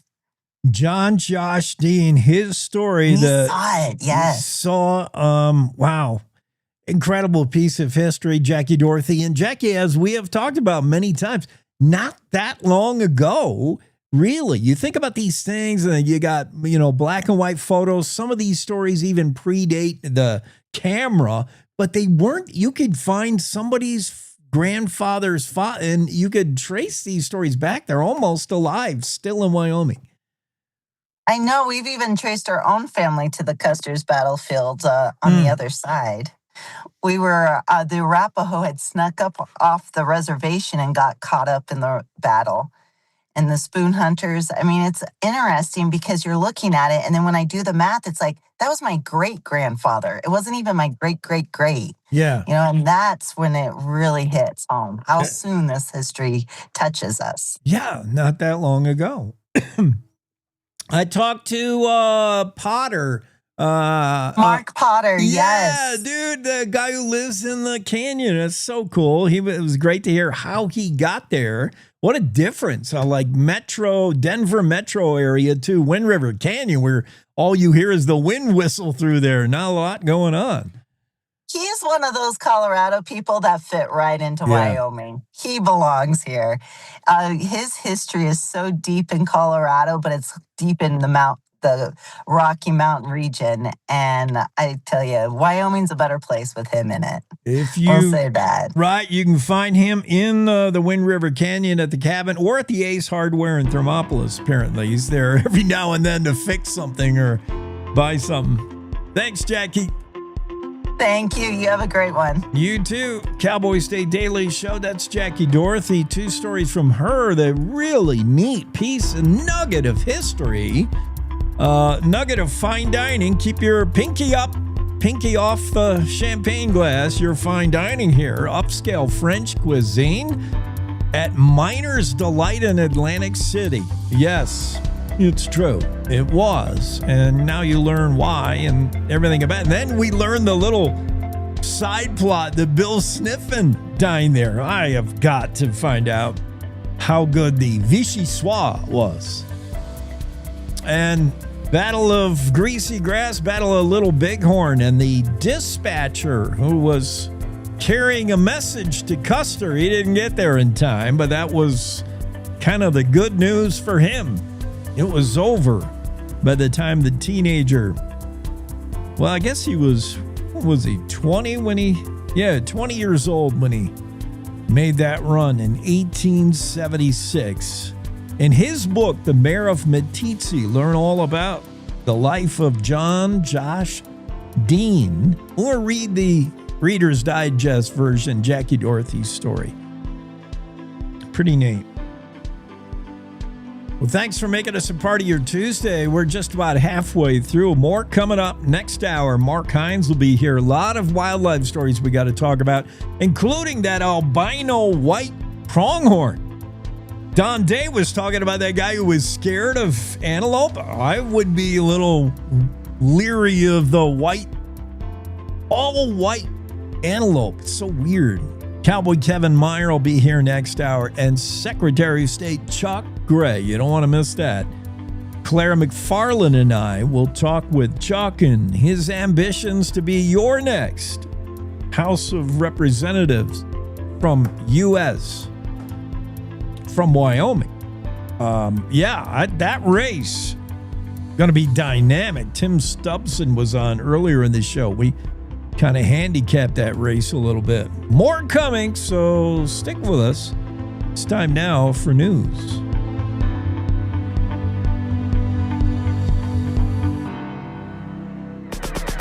It's time to take a look at what's happening around Wyoming. From the Cowboy State Daily News Center, I'm Mac Watson. A Torrington family's in shock after finding their mutilated dogs partially submerged in the North Platte River. Cowboy State Daily's Colby Fedor reports that Angelica Garcia says 2 people made the grisly discovery of her dogs in the river. They were known to get loose and wander about town. Angelica Garcia says that most of the time people would just bring the dogs back, and it kind of became a running joke in the community. The dogs went missing in the afternoon and were discovered in the early evening by a woman walking with her young son. She found the dogs half submerged in the North Platte River. There were 2 Rottweilers, and it looked like they'd been blasted by a shotgun. One was missing its head, the other was missing its neck and its chest. Goshen County Sheriff Corey Fleenor confirmed on Monday that his office has opened an investigation into the incident, but declined to comment any further. The poll U.S. House candidate Chuck Gray touted Monday leveled disparaging claims about opponents Reed Reisner and Steve Freeze. Cowboy State Daily's Claire McFarland reports that the poll, conducted by Fabrizio Lee and Associates, claims Freeze, quote, never had a real job,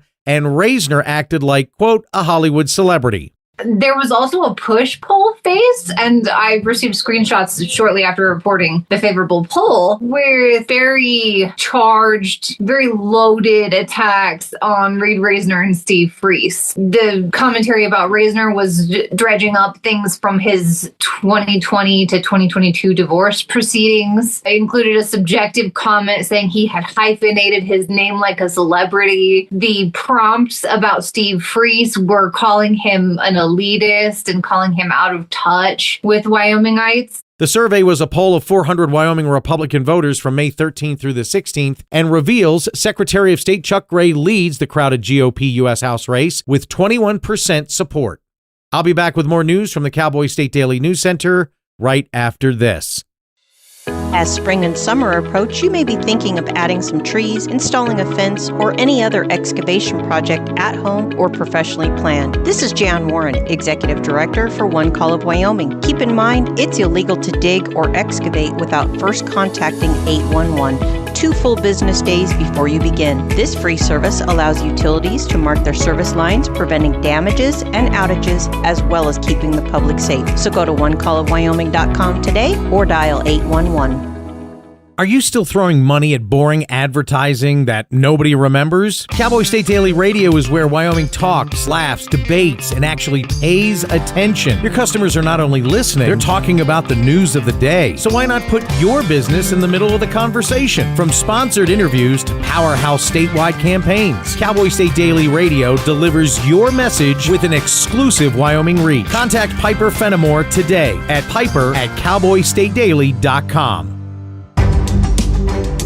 Cowboy State Daily News continues now. The family of a woman killed by a distracted driver in downtown Sheridan a year ago says they feel slighted by the 60-day sentence he got on Friday. Cowboy State Daily's Jen Coker reports that the woman's daughter says the sentence brings, quote, deeper grief, unquote, not closure. They were quite disappointed because they had been hoping that the judge might take into consideration their victim statements and charge him with the full penalty under the law, which would be up to a year and $2,000 fine.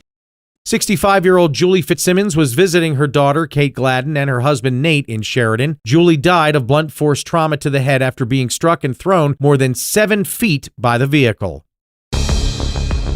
A 27-year-old man accused of shooting another man and leaving him bleeding in a Cheyenne street after a blow-up over a former girlfriend pleaded not guilty on Monday to attempted second-degree murder. Cowboy State Daily's Greg Johnson reports that Adrian Magos allegedly asked police how the, quote, guy I shot, unquote, was doing. He sat quietly along with 11 other inmates from the jail. They all were wearing the bright orange jumpsuits, the orange Crocs. His legs were shackled together, and when it was his turn, he got up and didn't say much to the judge, just answered his questions, yes sir, no sir. When the judge asked him how he pleaded to the charge of attempted second-degree murder, he said not guilty. The judge then set an October 6th trial date for Magos, while his attorney informed Judge Hibben that a motion to reduce his $250,000 cash-only bond would be filed in writing. And that's today's news. Get your free digital subscription to Wyoming's only statewide newspaper by hitting that daily newsletter button at cowboystatedaily.com. I'm Mac Watson for Cowboy State Daily. So as a technical sergeant, E6. I served in Vietnam in 1969. I am a U.S. Army veteran. Have you ever helped a fellow veteran? Of course. Yes. Try to always be there for each other. I do my best reaching out to my brothers and sisters in arms. Have you ever asked for help yourself? It's always tough, right? I can't say that I have. I mean, If you don't have someone to kind of help you guide those thoughts, it can be really bad. eventually, you just can't deal with it on your own. I guess it's a part of the military too, right? Service before self. It was drilled in, service before self. And you start to question, maybe people would be better off without me,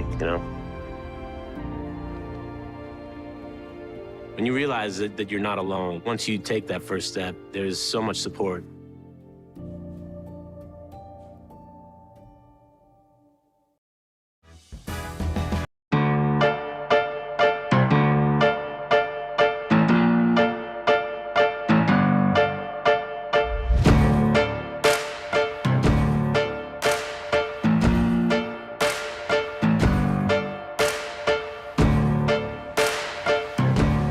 This could be like a Supertramp kind of feel. Well, not now. It starts off kind of super trampy. A little bit, I think. Cowboy State Daily Show. Let's get Mark Hines into the Zoom room. Mark, you remember Supertramp? Oh, yeah. I believe, if I recall correctly, I think that band was put together on paper. I don't think they formed organically. I think they were actually deliberately put together. But regardless, they had some good music. Yeah. The Logical Song. I remember that. Logical Song, Give a Little Bit. There's I'm thinking of the wrong group then. Who was their singer? Roger Hodgson sang most of it. Okay. They had a couple different vocalists in the band, but Roger Hodgson sang most of their songs. Oh, I'm thinking of and then there was the other guy, and I can't remember his name. Yeah. I was thinking of Cheap Trick. Oh yeah, Cheap Trick. Okay, yeah. And Robin Zander. That's right. Yep. My 3 degrees of separation of Cheap Trick is I lost a girlfriend to Robin Zander the singer. I swear. And my only comeback, I was working at a New York City talent office, and I would fly out to the West Coast often, like every weekend. That red eye, I wore that thing out because we had a satellite office in California, and I met this California girl, total California girl. Yeah. And we would like try to do coast to coast dating for a little while. And then she flat out told me on the phone once, we're breaking up. I can't see you anymore. Don't fly, don't come out. I'm seeing Robin Zander. She said it all fancy. I'm like, the Cheap Trick dude. And I had just saw him play a celebrity softball game where a fly ball came to him and he like cowered. Like he was afraid the ball was going to hit him. I'm like, that dude can't even catch a fly ball. That was my only comeback, Yeah. And she's like, he's Robin Zander. Yeah, he's Robin Zander. He was very handsome back in the day, Jake. I'm sorry. Dude. Well, I'll never get over that. I'm still thinking about it. Okay. Well, now that I went and Googled that, I lost the page where I had Mark Hines stories all lined up, including that white pronghorn. What? Yeah. Is that an albino officially? No. Oh, they think it's just it has a recessive gene that makes its hair all white. Oh. And that's where things can get confused because either one of those conditions can exist in multiple species. But a true albino means they don't have any pigmentation in their skin, and oftentimes the eyes are red in an actual albino. Whereas in the white, we have a lot of white bison, the great white buffalo. Usually those are the ones that they've got that recession. Just they have a recessive gene where their hair turns white. Yeah. But not technically albino, which I think is like, that's kind of a flaw in the DNA. Like albinos typically have other health issues. Yeah, I think they have issues with vision and stuff. I'm not sure. I don't know. Yeah. Kind of getting a little bit deeper into the science than I'm comfortable talking about. Come on, Mark. There's recessive genes. I mean, for example, on my wife's side of the family, everybody's short, but one of our nieces is absolutely towering because she's got a recessive gene for tallness. Otherwise short. Yeah. So. Yeah. And everybody in the Hines family is also really smart. And then there's Mark. I've got the idiocracy gene. Genetics don't tell the whole story. See, I'm just bitter about Cheap Trick. So I'm sorry, I'm lashing out. So did you reach out to any tribes, any nations, and see what is the white pronghorn? I know the white buffalo has significance. Yeah. I do not know whether the white pronghorn does. Okay. Yeah. It is weird. I mean, you don't see that every day. You know what you do see every day around my house, I guess some people might think it's weird and rare, is cats getting along with deer. I have the same thing playing out on my porch. Yeah. The cat and the deer touched noses. Like they're totally fine. It's like a Bambi moment. It brought tears to my eyes, Mark. Yeah. You're like me. You get all soppy over things like that. Oh, you're running for your rifle. What are you kidding? I'm enjoying this sweet moment. I'm like, it's a Disney movie. Sappy about stuff all the time. All right. He's got the sappy gene too, Mark. So who is this? This is in my new town, Buffalo. Cool. North of Buffalo. You moved to Buffalo? Yeah. No, I didn't know that. I close on a house tomorrow in Buffalo. I'm so excited, man. Yeah, thanks. Buffalo's a gorgeous town. Yeah. I've been trying to escape Jackson because I wanted to live in Wyoming so bad, and now the move to Buffalo. You don't want to have to work 20 jobs to make ends meet. You telling me, man? I got to DJ a wedding Thursday, Friday, and Saturday this week. God, 3, and do this show. Remember COVID when everybody was on lockdown? Dude. Man, not us. Kindy and I think between Kindy and I, we were working 6 jobs between us.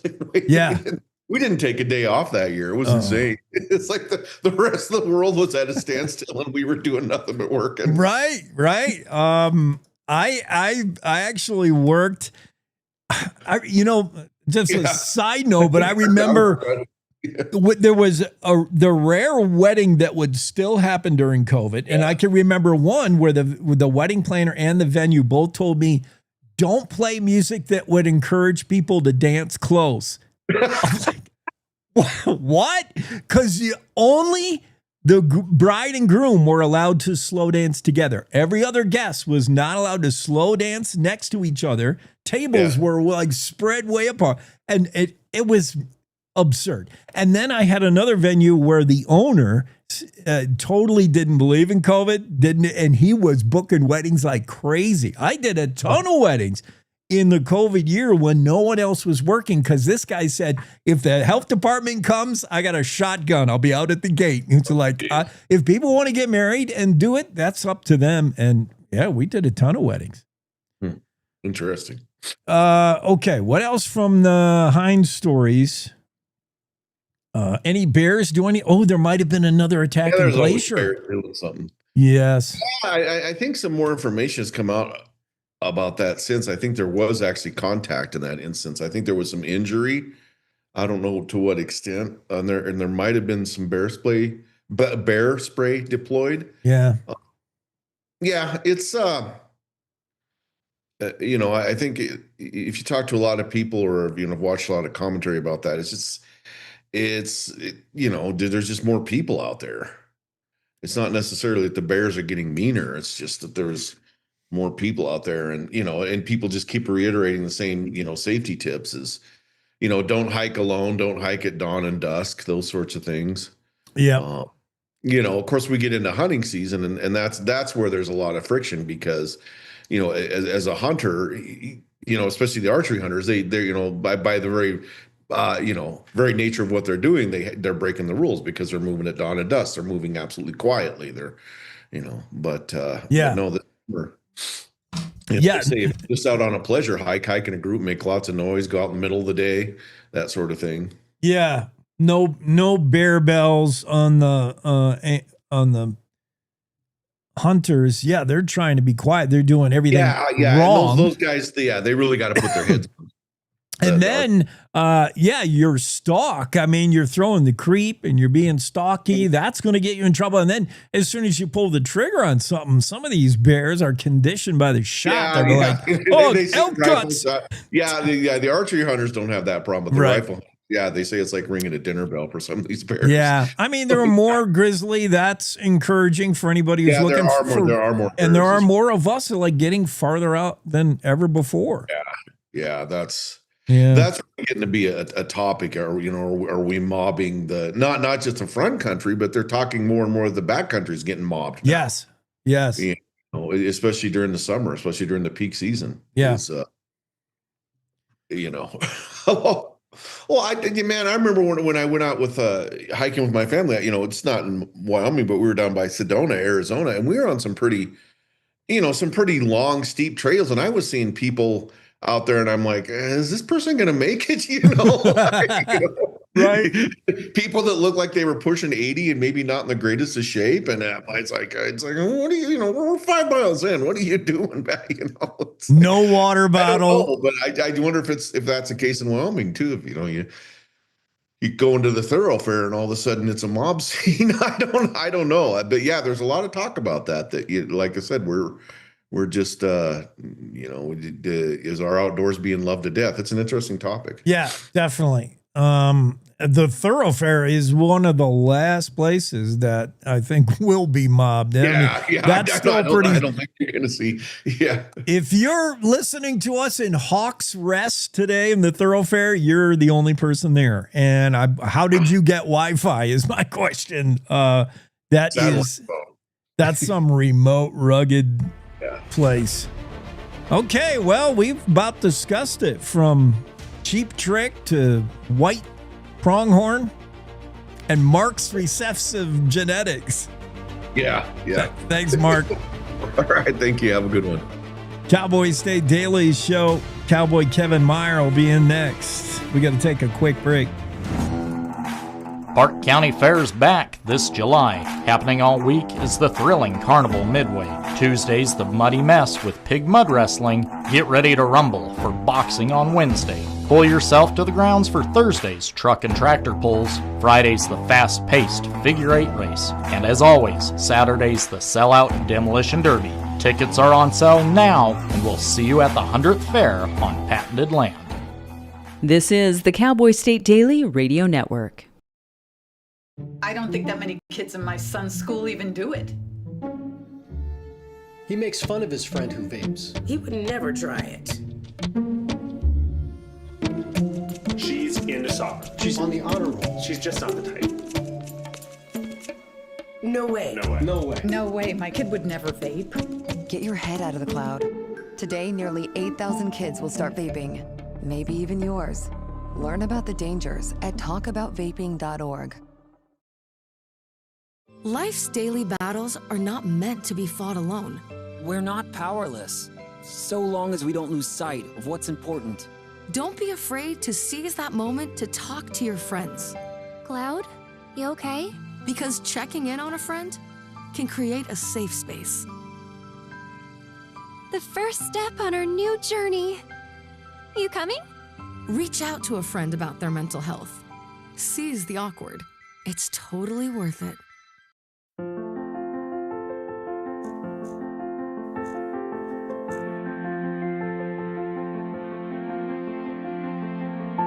There are a lot of words I would use to describe my daughter. Kind, strong, hilarious. When I think about how much she's experienced in her life, on a journey that we're now on together as a family, I'll make you something to eat, okay? we can't help but be inspired by her every day. Hey, Mom, we're about to start the movie. Oh, yeah, I'll be right there. Okay. So really, we're the lucky ones. Learn about adopting a teen from foster care. You can't imagine the reward. Visit adoptuskids.org.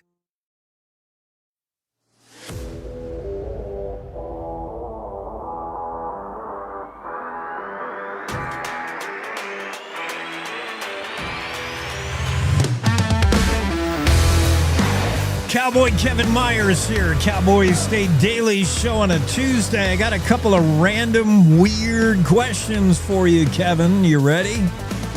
I hope so. I believe I have the right accoutrement on. Accoutrement is what I'm going to talk about. Boy, pardon my French, pardon his French. Two cowboys talking French while we wait in line to get into that fancy restaurant in Atlantic City. Yeah, oui. Oui. Mais oui. So as part of my new makeover, I'm trying to be an influencer because, on Cowboy State Daily Salary, this whole thing, it's not working for me. Not in this zip code. Not in the 8322002. No. Yeah. I need better. So I can afford to go out to dinner at these fancy restaurants. So I'm trying to be I'm working on my OnlyFans and being an influencer. And from what I know of that, you got to, with every button you unbutton, on your shirt, the farther down you go with the unbuttoning, the higher your ratings and subscribers and followers. So I'm thinking about doing that, but it made me think of this dude. Look at Kevin Meyer over there on the other side of things. He's all the way up. So my question to you is Cowboy Cowboy clothing. Couture. One button, unbutton, two unbutton, none unbutton. What is the correct cowboy? Because I always go all the way up except for the last one. And I see Hollywood cowboys, particularly the dude who did Yellowstone. What's his face? Taylor Sheridan? Yeah. I see like him and fake cowboys. That's one of my measuring sticks. If I see them with too many buttons undone from the top, I'm like, nope. I don't know any cowboy that does more than just the one. If even that, look at Kevin. He's all the way up. Well, I figure that somebody took the time to sew that button on there, so I might as well use it. It might be insulting if I didn't. You're going to use them all just because they're there. Come on. Exactly. Why do Wyoming cowboys button up? If not all the way, one. They're never two, right? Well, I think a lot of it is simple fashion. It just somewhere along the line, it got real fashionable for cowboys to keep that top button buttoned. And I guess it's a bit of a signal to everybody else that you actually know what you're doing around livestock, maybe. I don't know. It's probably silly. There's probably no real reason for it other than just fashion. Now, I don't know that I've ever met a real cowboy, a handy guy that did the two or more buttons unbuttoned. A lot of guys do the top button isn't buttoned. A lot of that has to do with how much starch you put on your shirts as well, because there's nothing worse than a floppy collar as you're going around about your day. But the two buttons unbuttoned, yeah, that's for guys who work out. Yeah. Or starching the jeans, by the way, when we're talking to starch. But yeah, I go all the way up in the winter, but I'm not going all the way up June and Douglas and June. You're crazy. Is it hot over there? It's getting pretty warm over here. Yeah, that's a fact. But, when you've done it long enough, you just don't notice it anymore. You just really don't. It just becomes part of life. Yeah. By the way, long as we're talking shirts, cowboy, Western hand, prove your hand, whatever, let's talk about another thing. No matter how hot it gets, I don't know too many Wyoming hands I trust wearing short sleeves. I don't know why they even sell them at the Boot Barn. We wear long sleeves all summer long. I 95% agree with that. Okay. However, there is a couple pockets over here on the eastern side of the state where some really good hands wear the short sleeve Western shirt. And I've never understood it, but then again, my skin is so pale a piece of chalk makes a black mark on me. So I cannot expose much skin to the sun because number one, it's going to make me really hot. Number two, it's going to make me really red, and it's going to hurt like the dickens because I don't tan, I bake. Yeah. I mean, you sit a horse, throw a rope, you can wear a wife beater. I'm sold. But if the first impression, short sleeves, Arizona, Texas, okay. Wyoming, even on the hottest day, I don't know. I don't know about that guy. He's unbuttoned all the way down to here, and he's got a short sleeve. Like, all right. I don't know why I even mentioned that. Oh, because I want to be an influencer and the button. Well, I truly believe in this day and age, from what I've seen, I think you could do whatever you wanted. And there is a percentage of the population will follow along and eat it up. And they will pay you even if it is just merely because they don't like it. So they want to keep up with what they don't like. Maybe. But I'm not going for fringe or slivers of audience. I'm going for the masses. That's where the money is. I have 2 words for you. Good luck. Makeup tutorial. Oh. Makeup tutorial. Oh, yeah. Well, that's where I bring in my buddy Alex Earl, who I once did a story on. She is the influencer of influencers. At one time, she was just that. I mean, if you didn't have a TikTok account or Instagram, you didn't know who she was. Now she's hanging around with Tom Brady and, yeah, making the scene. Alex Earl. She was at the Cowboy Bar. Yeah, yeah. Oh, yeah. She's done really well for herself. She fancy. Okay, I wanted to talk. Did you hear me earlier? I was talking about this crazy barrel racer. Those words just go together so naturally, don't they? Is there any word you would put in front of barrel racer? Like this crazy barrel racer. I mean, these are girls that can't even match their socks, for goodness sake. They're not all there. Kevin and I will both, I don't know. Maybe Kevin's barrel racers are twitchy. They're a little bit different, but I have not met one yet that's stabbing horses, Kevin. This is not good.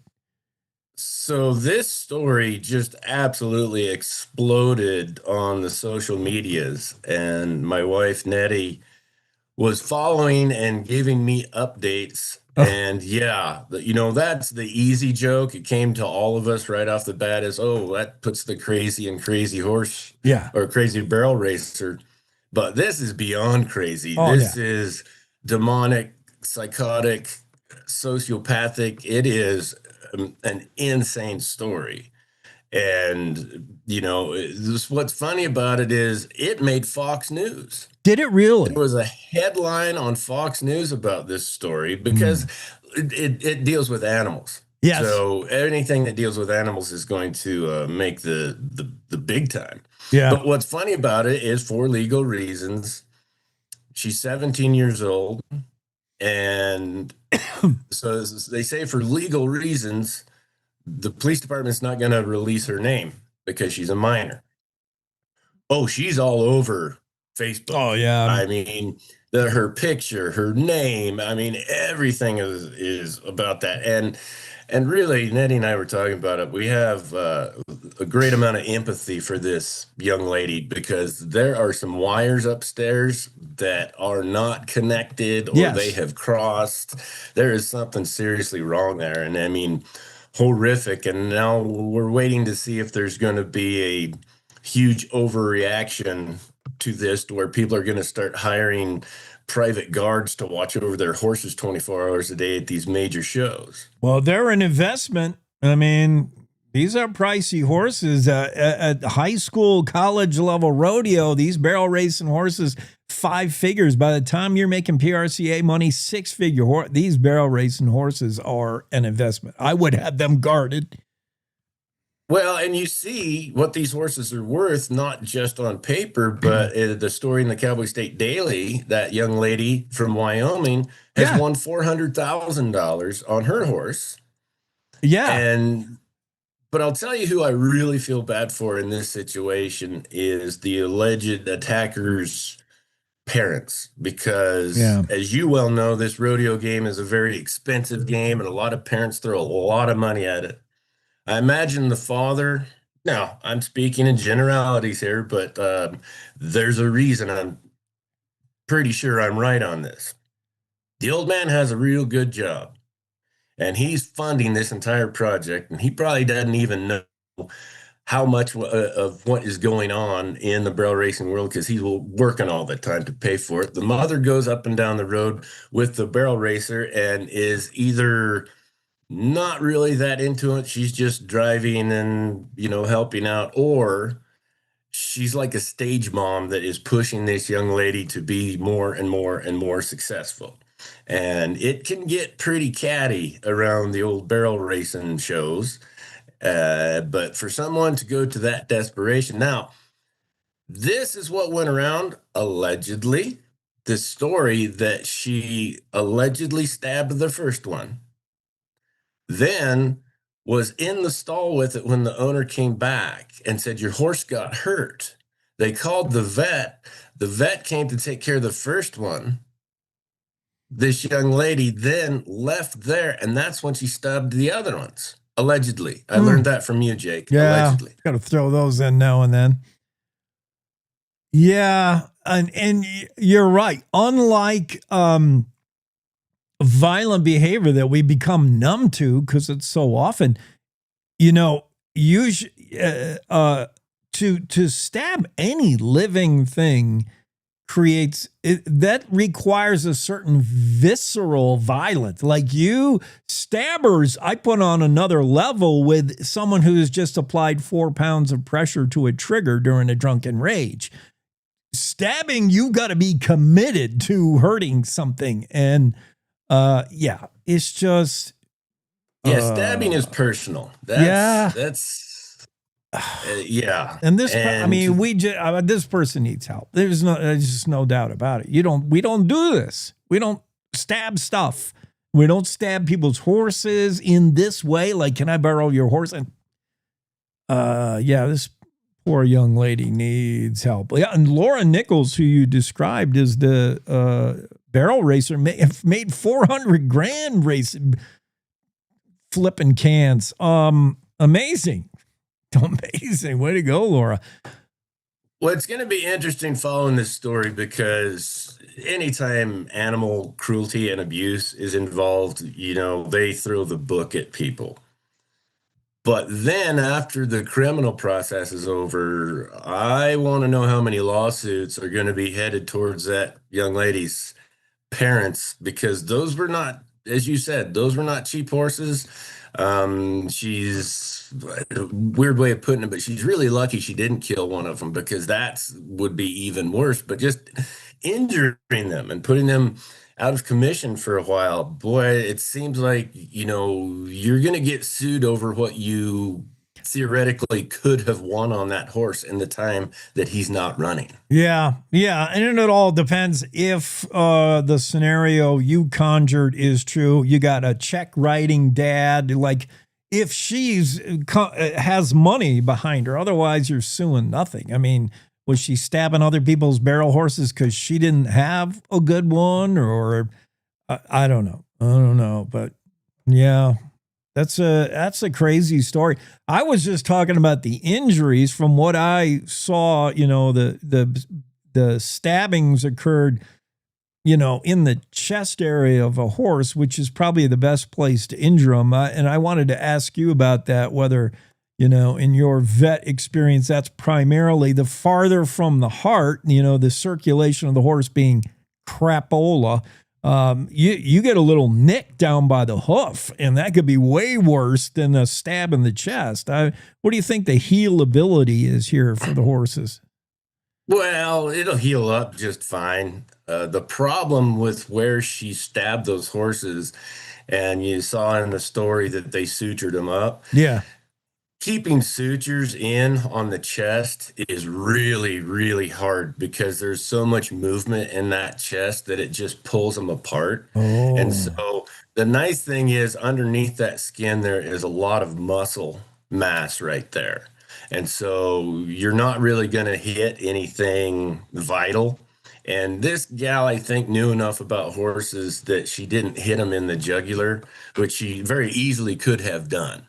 And so I think it was thought out enough that she wasn't trying to kill them. She was just trying to injure them, which she did. And those chest injuries, they take a long time to heal up.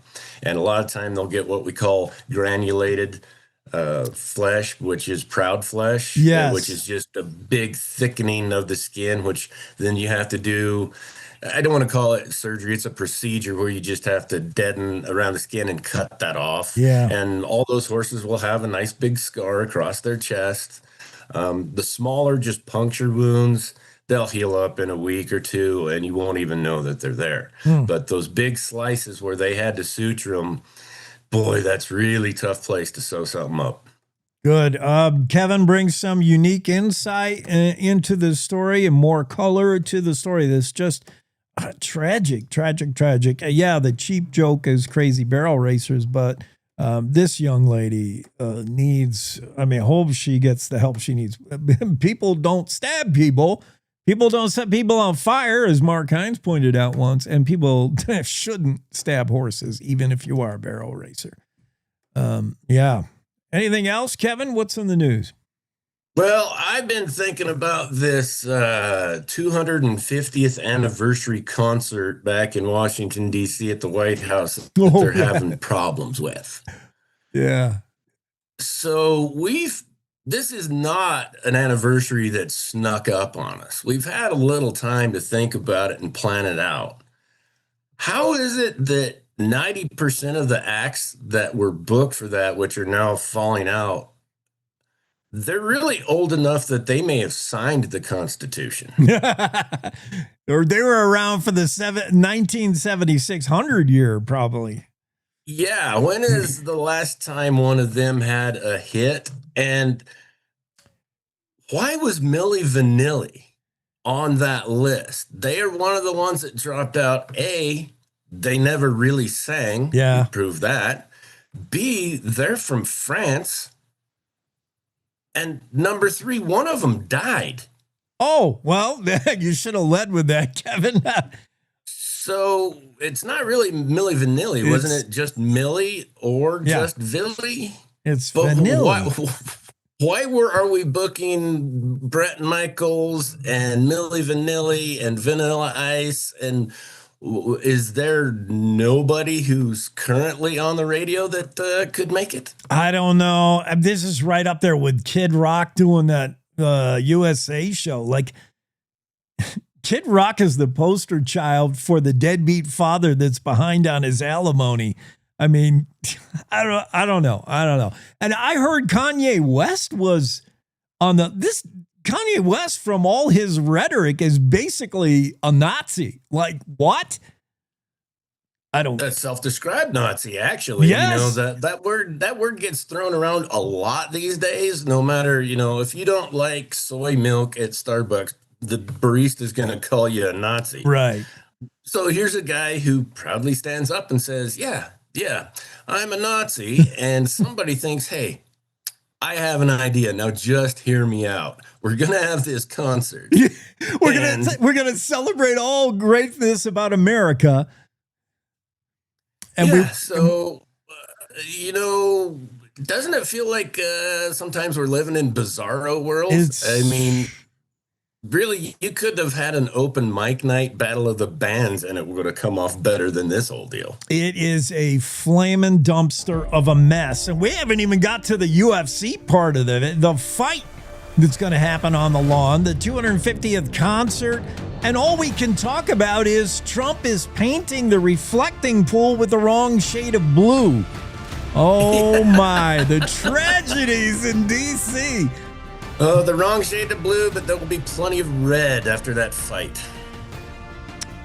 Everybody button up today, all the way to the top, like Kevin. Kevin Meyer, thank you for being on. Have a good one.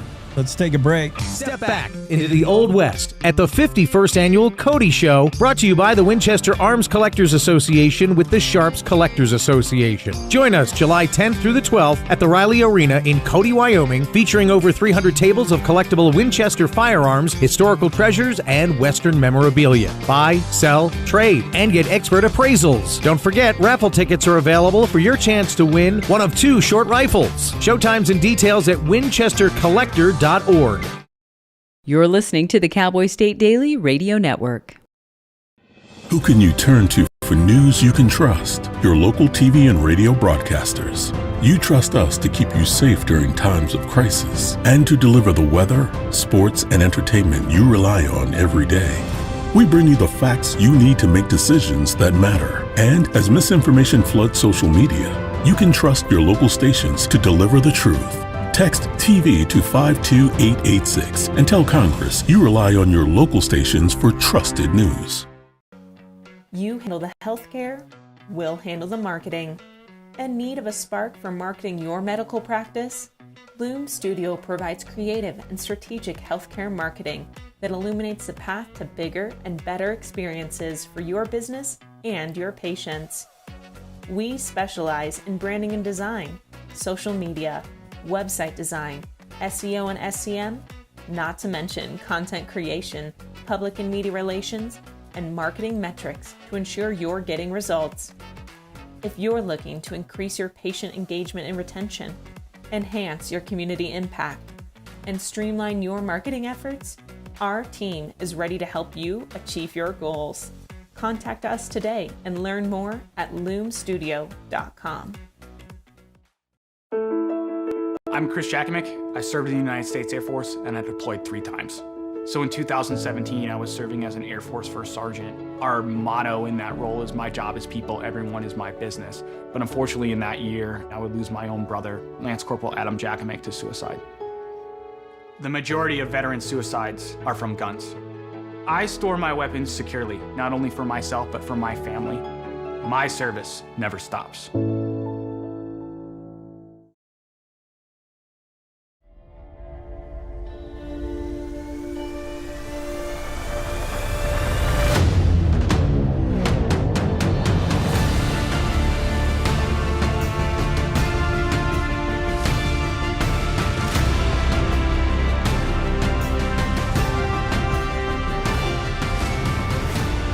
We're back from break. Cowboy State Daily Show with Jake. Claire McFarland will be joining us, and we're both going to tag team with Secretary of State Chuck Gray, and I believe we'll be talking with Mr. Gray on his campaign ambitions, not necessarily the Secretary of State gig.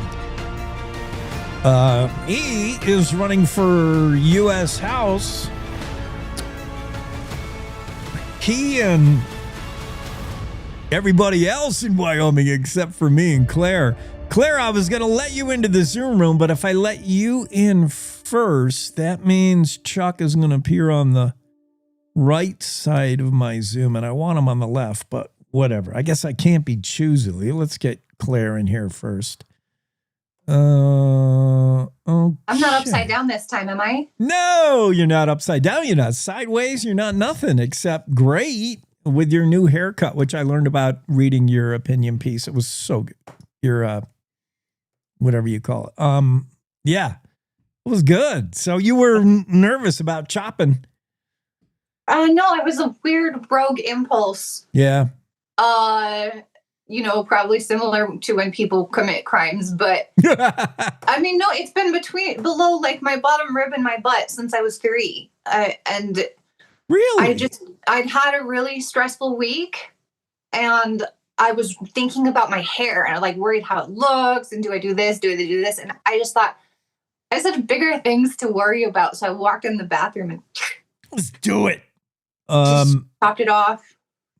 All right. Let's give more dramatic music for the entrance of Chuck Gray. What is that? Is that Star Wars? It's something. Probably not Star Wars. There he is, Secretary of State Chuck Gray. He's going to be, if you're watching, he's on the right, Claire's on the left. You'll know by their voices. So I'm going to... Wonderful. Hey, how are you, Secretary? Everything going good? Great, fantastic. Great to be on. Thank you. Excellent. So we're going to talk about a few things, and I'm going to let Claire do the heavy lifting here because I am not political. Claire's better at it. Let's start. You want to start, Claire, with this new poll? Who did the poll? The poll shows Gray, Reisner, Freeze in that order, top 3. Of the 6, 8, however many we have in the race? Yeah, I mean, I guess, were you surprised at those initial results? No. What? Me? What? Oh, are you asking? I'm one last thing, and then I'm going to shut up. I was not. In my mind, I felt that was very accurate, honestly, but yeah. But your advantage is from Jackson, and the Secretary's is from Cheyenne. I mean, I guess it depends where you're standing, but I mean, were you surprised to find Reed Reisner 2nd place, Steve Freese 3rd, and then the others in the order and the quantities they got? I thought it accurate. Chuck? Well, I think we're in the lead. Our polling has shown that continuously. And Fabrizio is President Trump's main pollster, and he's been our pollster on this campaign, and this poll showed us continuing that healthy lead that we've had. And it's because of our track record. It's because that I have gotten conservative, America First priorities done for the people of the state of Wyoming. It's not just talk. I mean, we've got other candidates like Rasner and Freeze that are spending their family's money with talking points and buying up banner ads on Cowboy State Daily, with talking points. But we have a real track record. And that shows that even when the media attacks me, when the insiders attack me, I don't back down when it comes to advancing the will of the people of Wyoming. I'm not going to back down. So you commissioned this poll, correct? That's a routine practice for campaigns to work with pollsters. How many times have you worked with Fabrizio before? Twice. Twice. He's Trump's pollster, President Trump's lead pollster, and does great work. So in the past poll that you did, that you commissioned with Fabrizio, did they have the push-pull phase in that one, or was that unique to this second round? It's not a push-pull. This, again, is incorrect statements from you, Claire, and you didn't ask for comment. You just said, do you have any response? Those are incorrect asked for statements. comment. No, hold on. Do you want to comment on the loaded nature of these prompts was my exact. Okay, let me go back to your first incorrect statement first, Claire. This was not a push-pull. This is routine polling practices where you have an initial ballot test, and then on a campaign, there's testing of different issues that are out there, and then you have a final ballot test once individuals have seen the different issues that are out there. But the initial ballot test is the one that is emphasized in our memo, and I view as the most important number, which is that we're leading with 21%. So again, continued false statements from Claire McFarland on our campaign, and we're going to continue standing for the truth. Just quick question here. Did you compose this language? Steve Freese is a Jackson Hole elitist who has never held a real job and has lived his entire life off his family's wealth. The same out-of-touch privilege that leaves him completely disconnected from the struggles of working families in Wyoming. There are message points in the poll. And again, you refuse to look at my opponent's polls. You refuse to look at their tactics. These are very common to have message points in the polls, just like when you published an article 2 weeks ago, just in the headline and in the article, basically falsely saying that all of Reed Rasner's accusations, giving them credence. Whereas when I make a correct statement, you then immediately say that it's nasty or seems to have this bad tone, or I think in the headline you called it really pushy, or you used other negative connotations. I have no idea with my what you're talking about, opponents, firstly, but I you actually treat it like it's. Hold on, I gave you the time. Please don't interrupt. With my opponents, you just treat it like it's gospel, and this is the continued inaccurate reporting from Claire McFarland about our campaign. I'm going to continue to stand for the truth.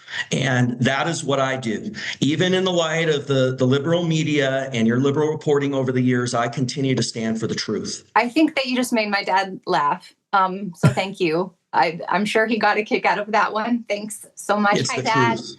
truth. So this statement about Steve Freese, you composed.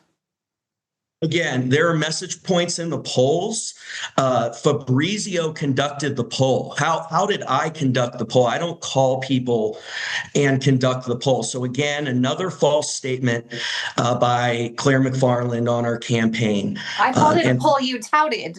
It's a poll that our campaign worked with Fabrizio on. Right. And I had asked you during the formation of this story whether you commissioned it. You didn't answer that. So safely, I went with language. You didn't say you were writing another story. You falsely acted like you were asking follow-up questions on the loaded nature. So again, another inaccurate statement from Claire McFarland, false defamatory statements.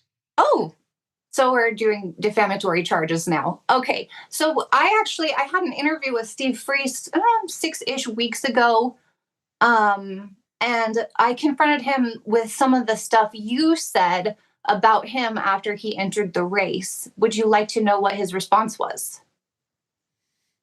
Or focus on our campaign. I His think response I'm focused on the issues, on advancing our Wyoming core industries, our coal, our oil and gas, our soda ash, our ag industries that have been under attack from the left now for over 30 years. And we have these insiders and these leftists, the media, Mark Gordon, the Democrats that are trying to change our state with this woke wind, with these data centers, and we need to advance our core industries, our coal, our oil and gas, our ag, So Steve our Freese soda actually ash. said We need to stop the illegal immigration, the border, and codify the executive actions that President Trump has put into place. And the sanctuary cities, just like I work to do in Wyoming with our bill banning sanctuary cities. We need to get that to the finish line.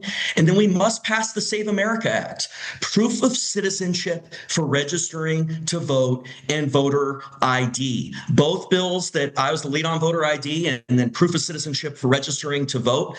We brought forward that rulemaking in 2023 that got that to the finish line. So we've got to get the Save America Act done.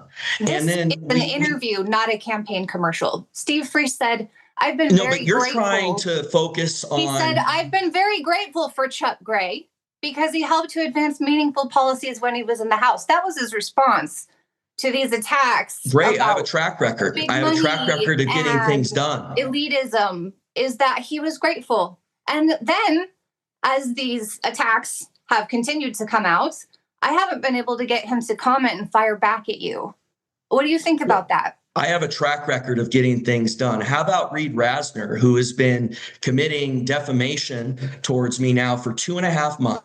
You guys have now published 2 articles repeating his false statements, even though they're false and defamatory. I fact-checked Reed Rasner at length. And I have fact-checked Reed and Rasner acting like they're gospel, acting like these comments are basically in the headline and in the initial 5 paragraphs, like they have credence to them. I have fact-checked Reed Rasner at length. He has correctly pointed out that I didn't see anything in the headlines and in the. I mean, you look at the articles.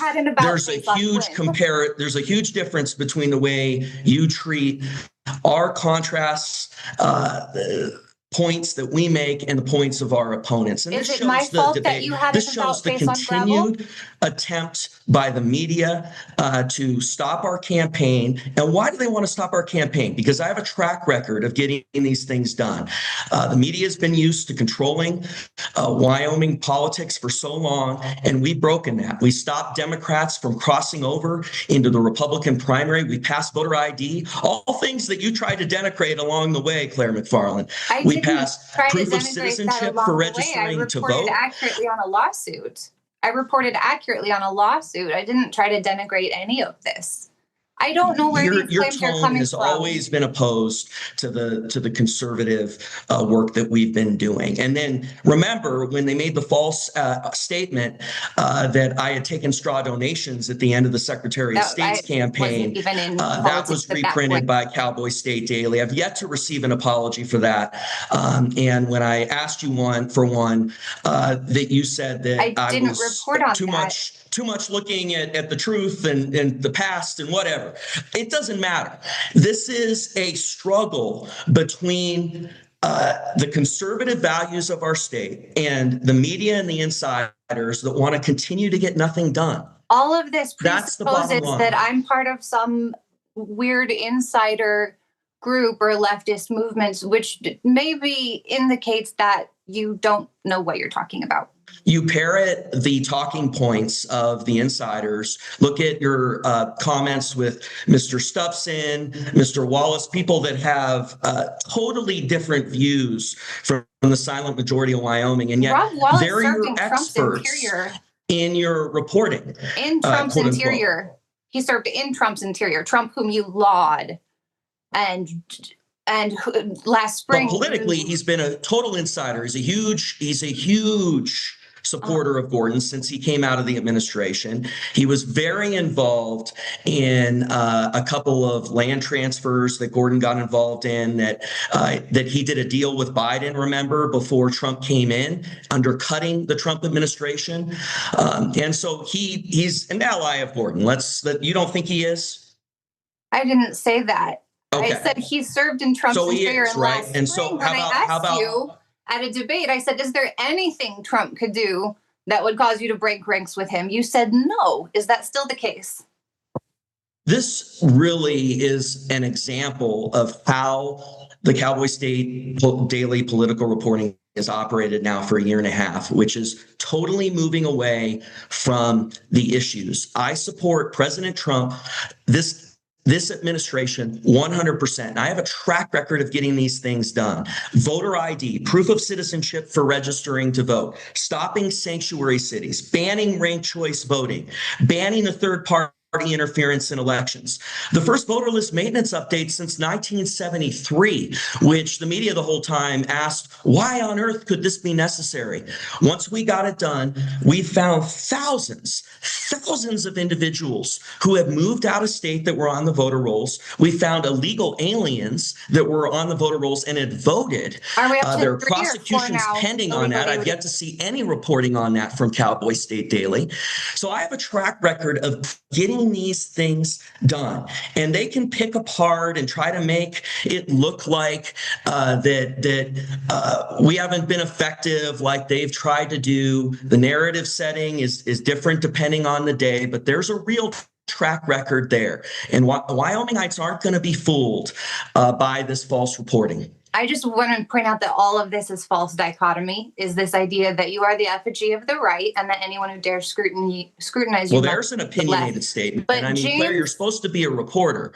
And so I think that your opinion, the way it comes through in all these articles is inappropriate. And just this last statement where you're pushing back, this is supposed to be an interview where there are questions posed by a reporter, not sort of these opinions that are put out there by an opinion columnist. I won't get in the mud with you. What's that? I don't need to get in the mud with you. You're correct. I'm not in the mud. I'm focused on the truth. Let's get back to the issues. Okay. Let's get back to the issues. You have continued to falsely report on our campaign, and I'm focused on the truth, on it. Look at it during this candidate filing. We stopped. I haven't seen any reporting from you on this. We stopped this AI bot. The county clerk down in Laramie County didn't do anything on this back in 2024, but we rejected that application because it was not in compliance with Wyoming law, with this AI bot that was trying to file for office, and we stopped it and we enforced the law. Another action of getting things done for the people of Wyoming, but nothing from Cowboy State Daily on this. Zero. Instead, you were so focused yesterday on trying to quote unquote fact check a poll, which the initial ballot test is the key thing. Everybody does message evaluation of messages in their polling. If you looked at we did a service actually letting people know that you had dispatched this, that a poll you commissioned had dispatched If you looked at Reed Rasner's poll, it would be the same thing. If Steve Freese released his polling, which he's not, because he's not polling well, you would find the same thing. Okay? And so it's just, again, the sort of double standard that you put out there is astounding, and it's another example of it. Now, look, I always enjoy talking to Jake, and you know what? I'll come back on with you, Claire. We can have our back and forth if it's entertaining for people. But I think it's important for us to continue to expose the truth. And that's what I'm bringing it back to all the time. I came on this interview to talk about the issues, to talk about why we're in the lead on this campaign. The whole interview attacking. And you are continuing to try to make this about twisting things and the tactics that the national media uses, opinion sort of interjections, which are totally inappropriate. Secretary Claire, this maybe not has been informative, but it has been entertaining, and I do want to do it again. Thank you, Jake. We're out of time. We're going to continue standing for the truth. Thank you both for being on, joining us. We got to get out for news now.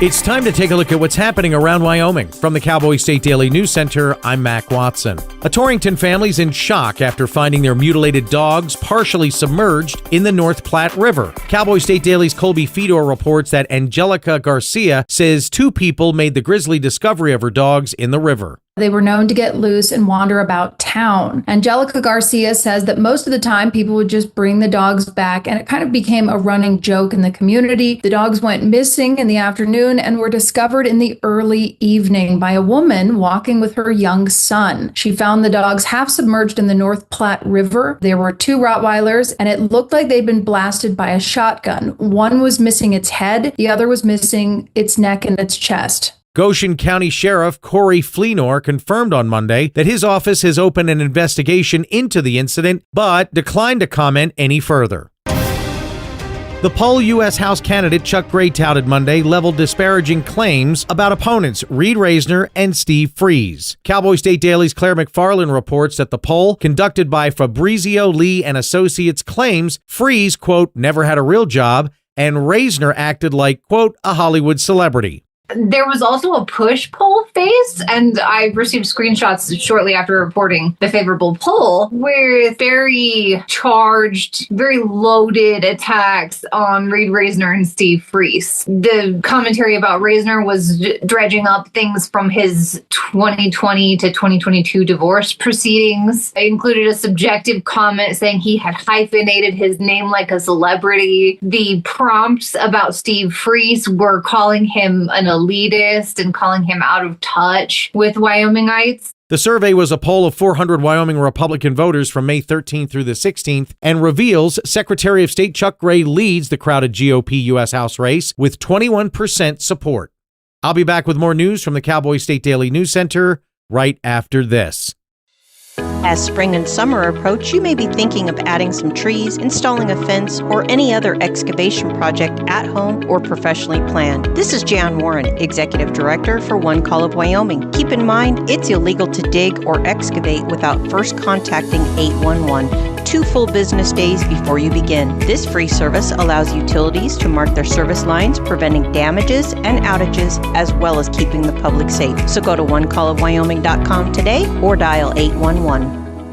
Are you still throwing money at boring advertising that nobody remembers? Cowboy State Daily Radio is where Wyoming talks, laughs, debates, and actually pays attention. Your customers are not only listening, they're talking about the news of the day. So why not put your business in the middle of the conversation? From sponsored interviews to powerhouse statewide campaigns, Cowboy State Daily Radio delivers your message with an exclusive Wyoming reach. Contact Piper Fenimore today at piper@cowboystatedaily.com.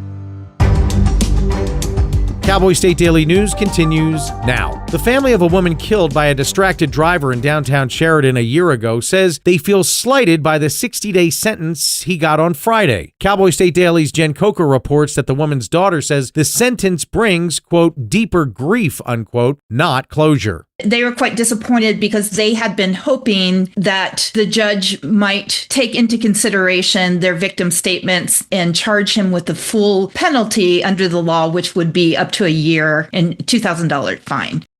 65-year-old Julie Fitzsimmons was visiting her daughter, Kate Gladden, and her husband, Nate, in Sheridan. Julie died of blunt force trauma to the head after being struck and thrown more than 7 feet by the vehicle. A 27-year-old man accused of shooting another man and leaving him bleeding in a Cheyenne street after a blow-up over a former girlfriend pleaded not guilty on Monday to attempted second-degree murder. Cowboy State Daily's Greg Johnson reports that Adrian Magos allegedly asked police how the, quote, guy I shot, unquote, was doing. He sat quietly along with 11 other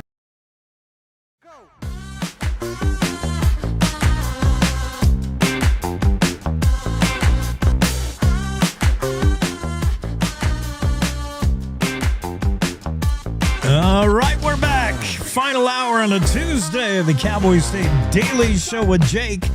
Had to bail out of news a little early. We ran over last hour, which creates all kinds of problems for me here in studio because we have to be conscious of our radio affiliates and They're carrying the show in real time. They're carrying it delayed later in the afternoon sometimes. And if you don't bring an hour in 60 minutes, you have no idea the trouble that creates downstream.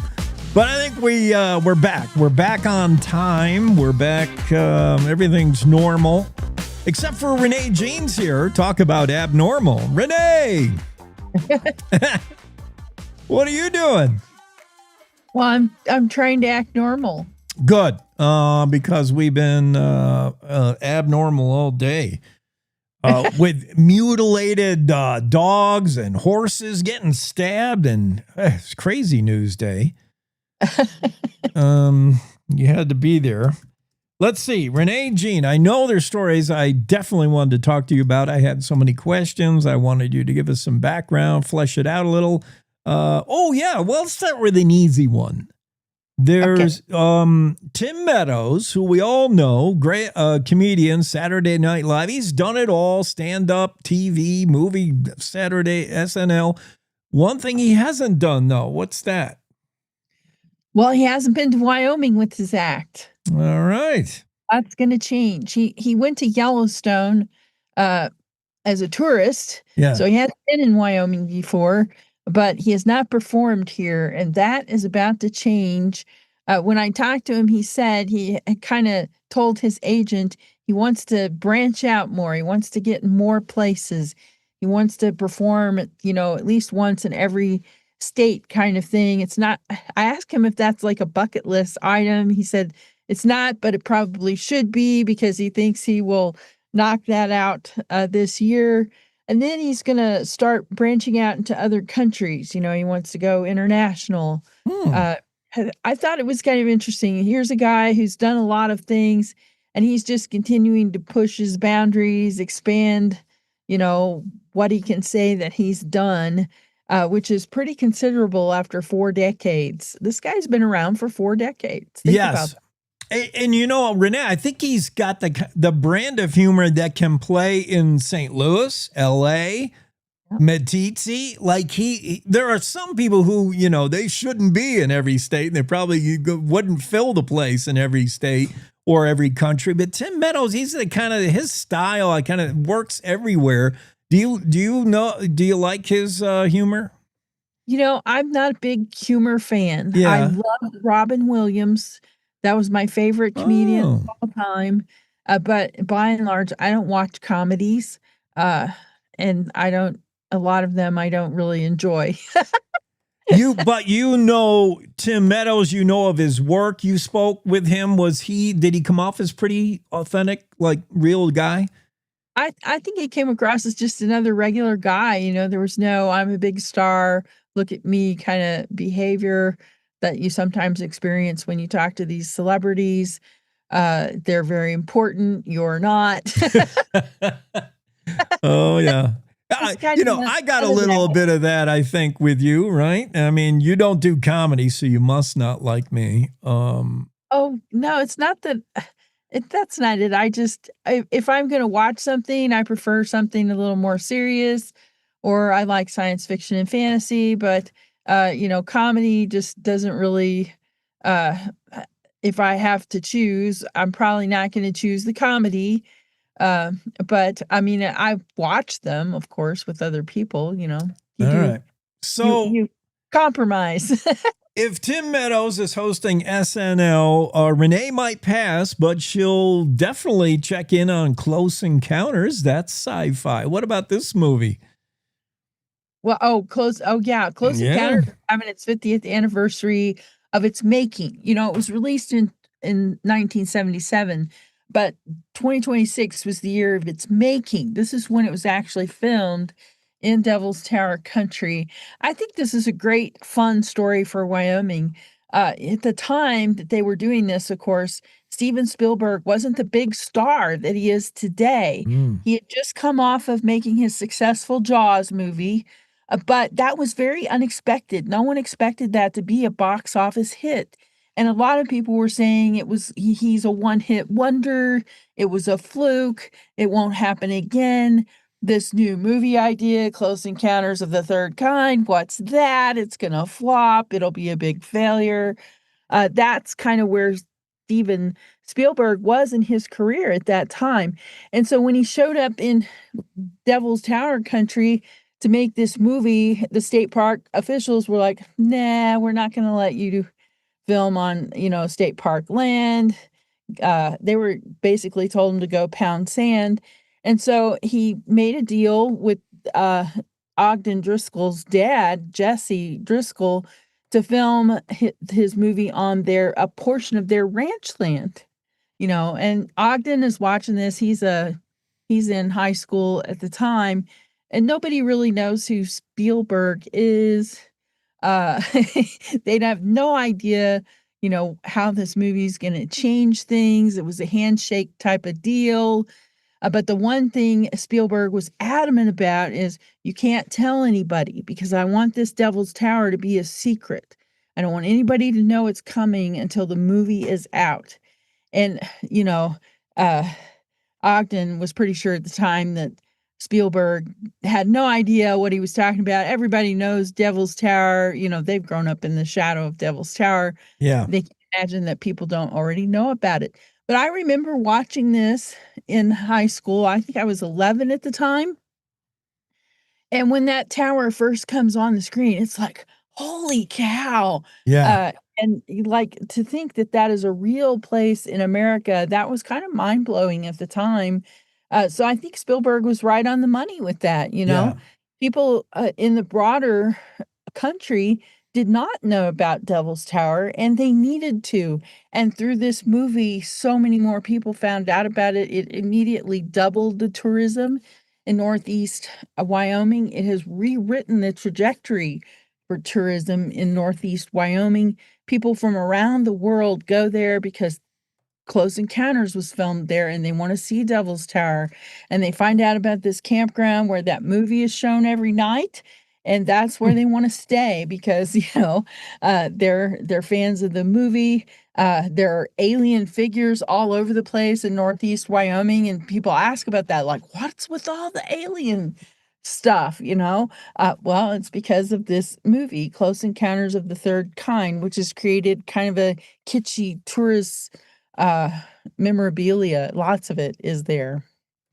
Renee, all this sounds exactly right. This story revisiting the filming of Close Encounters, Devil's Tower in Ogden Driscoll's mind back 50 years ago. He thinks everybody knows this tower, but he walks outside. It's in his office every day. I mean, that's where Ogden went to work on his ranch. He saw this thing, but yeah, I don't think the rest of the country, Steven Spielberg also, Ogden knew Devil's Tower better than he knew Steven Spielberg. And at that time, 50 years ago, it's interesting who knew who back then. And now we all know Devil's Tower. We know it twists in the wind, according to Andrew Rossi.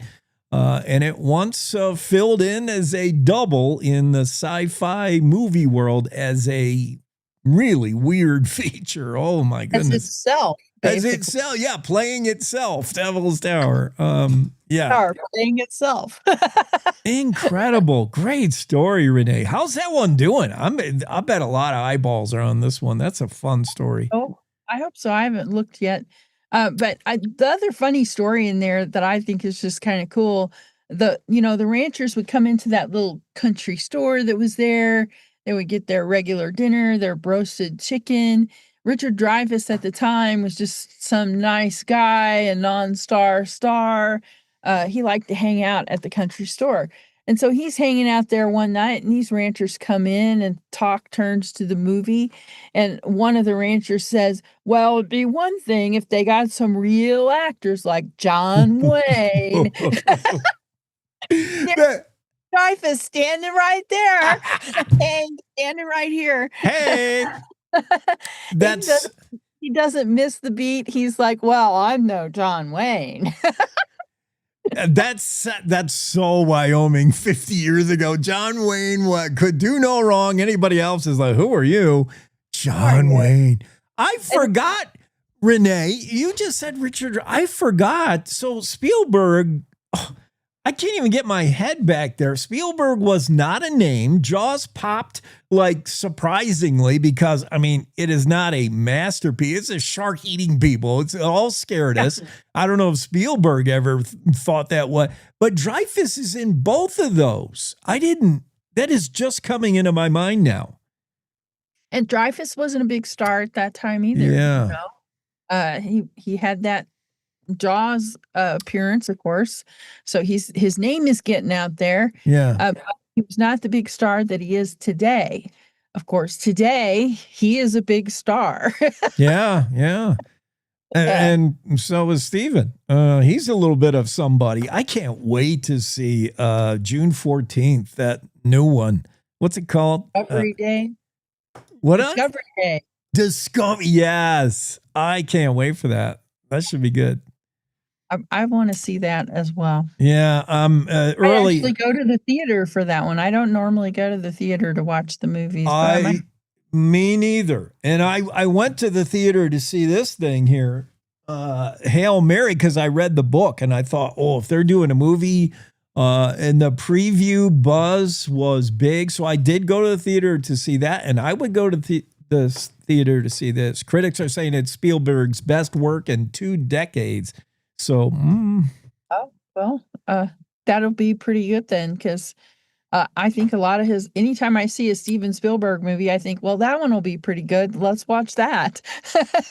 Yeah.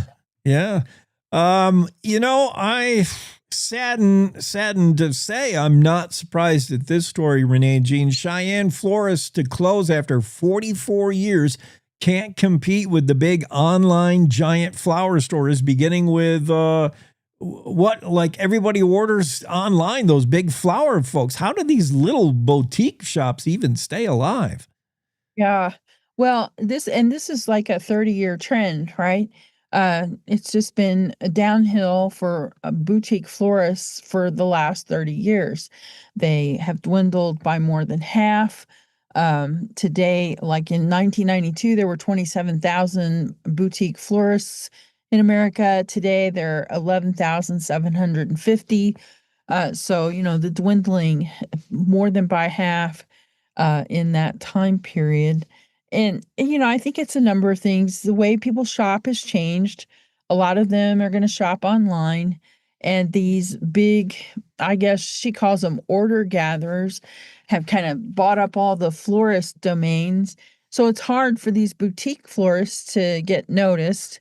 And so the order gatherers take an order and give it to the boutique florist. But the boutique florists are only getting like $40 of the 100.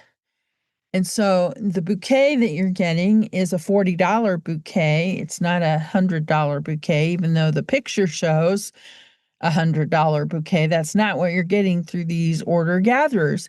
And it's just kind of a bad deal all around for everybody, because the customer's not happy. They didn't get, the quality they were expecting. And then the other force that's kind of at work here, lots of grocery stores now, and I do this. They offer these cheap kind of their bouquets. They've been arranged by a florist in a country like Ecuador or Colombia, where labor is much cheaper, and that works on volume. And so they kind of flood the, market with hundreds and hundreds of these cheap bouquets that, there's no way your florist is going to match a $10 bouquet at Walmart. Kind of thing. And so people will get that for Mother's Day instead. It's to the point, in fact, where some businesses give those bouquets away. They're so cheap that you can give them away as a promotion. And so, it's just kind of, that's what happened this Mother's Day. She's trying to sell Mother's Day bouquets. Lowe's is giving them away as part of an in-store promotion. Oh.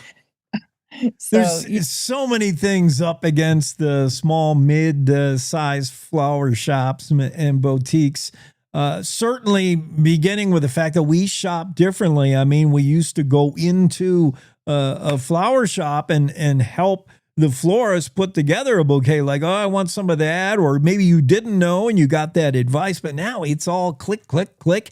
And even if a small brick and mortar boutique tries to get in the online game, it's too late. The big giants have taken up the URLs. And basically they've said, if you want to play this game, you can be our subcontractor. You can be the one that, supplies our, yeah, it's tough. I feel for them. But then people are upset at the. Yeah, because, you're getting the markup. You're getting the crazy markup. But, it's another one of these things where, and I've noticed this trend with digital, it happens in newspaper as well. There's this online platform that's basically selling and making money off of the product that someone else produces. And the someone else who produces that product is not getting as much value or any value sometimes from that. And so you're basically driving out what produces the product out of business. How are these online, and then what are these online digital platforms going to use to, continue their business model? It's bonkers. Renee Jean has all the business, none of the comedy, really, although she did chat with Tim Meadows. That's a good story. I love Robin Williams. Don't forget that. And you love Robin Williams. Oh, he was so fast. He was really awesome. Thanks, Renee. Have a great day. Renee Jean of the Cowboy State Daily Show. Up next, Cindy Bradley. And we're going to talk about girls are running. Where are they running to? Who are they running from? We'll sort it all out for you when we come back. The midterm elections are quickly coming up in November. We have to win the midterms. This is the most important election. And Cowboy State Daily gives you the local political coverage that has national implications. I think that we need to be more aggressive in terms of talking about what the real issues are. Cowboy State Daily has you covered with the coverage, insight, and knowledge about the candidates as we ramp up to the midterm elections in November. Cowboy State Daily, your daily source for all things Wyoming. This is the Cowboy State Daily Radio Network. Substance use disorder and addiction is so isolating. And so, as a Black woman in recovery, hope must be loud. The moment I chose hope was when I couldn't look myself in the mirror anymore. I did not recognize myself. Absolutely. So I'm so proud because I did not think I was gonna make it. And now, I get to call my mom and say I love her. I get to teach my son how to say, Mama, I love you. Yeah. So for me, hope in this moment, it is the thread that lets you know that no matter what happens, you will be okay. Judy.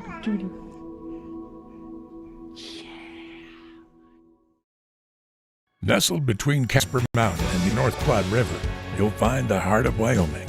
With a bustling downtown centered around our outdoor haven, Casper is for adventurers, freedom seekers, and rule breakers who find beauty off the beaten path. So if touchable history, a vibrant community, and uninterrupted outdoor recreation define your travel itinerary, allow us to welcome you to the one and only Casper, Wyoming. Plan your trip at visitcasper.com.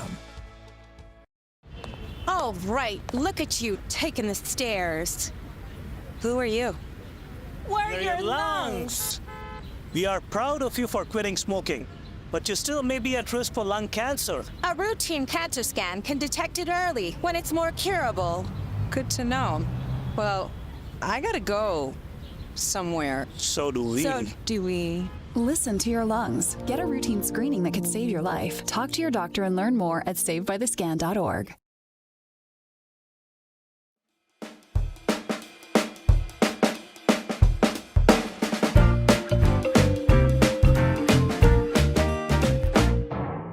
Cindy Bradley's here on the Cowboy State Daily Show, the executive director of Girls on the Run Wyoming. This is a national thing, right? And there's a Wyoming chapter. How does it work, Cindy? And then we'll talk about why girls are running to and fro and how it has a lot more to do with running. We're building confidence and stronger legs.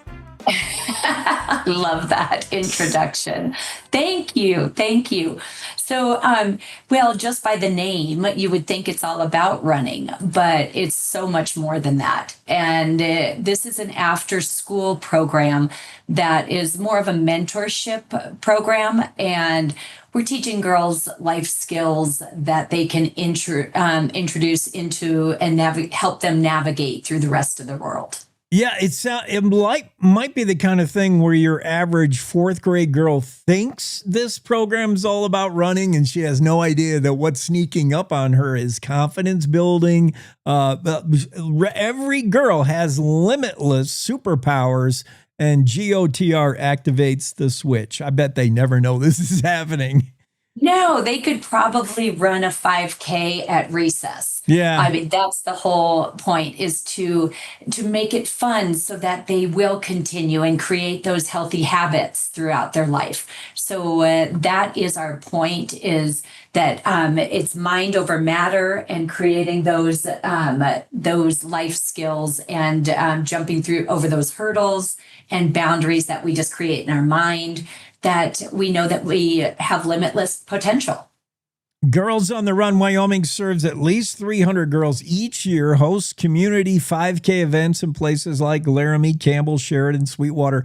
Yeah, Cindy, where are you physically? Like, if I want to get involved, and we'll tell you how you can get your girl involved, unless you are a young lady listening to the show. Where are you at? And then we'll get into more details of how it works, the program. Summer camps, I'm sure, coming up. Yes, right. We love this. I am physically in Cheyenne, Wyoming. This is our hub where our council is based out of, our board. We serve the entire state, and that is constantly growing. We are trying to reach every county throughout the state and have a representative in each county that's, boots on the ground, that can help us. So we are Campbell, Sheridan, Sweetwater, Laramie County, and we're looking to come into Natrona. So if anybody is interested in helping us reach all of those schools for every deserving girl in Natrona County, then we welcome you to reach out. If you need to expand in Teton County, where I am, and if speed matters, I got one girl for you. Sophie V is the fastest kid I have ever seen. She outruns the boys.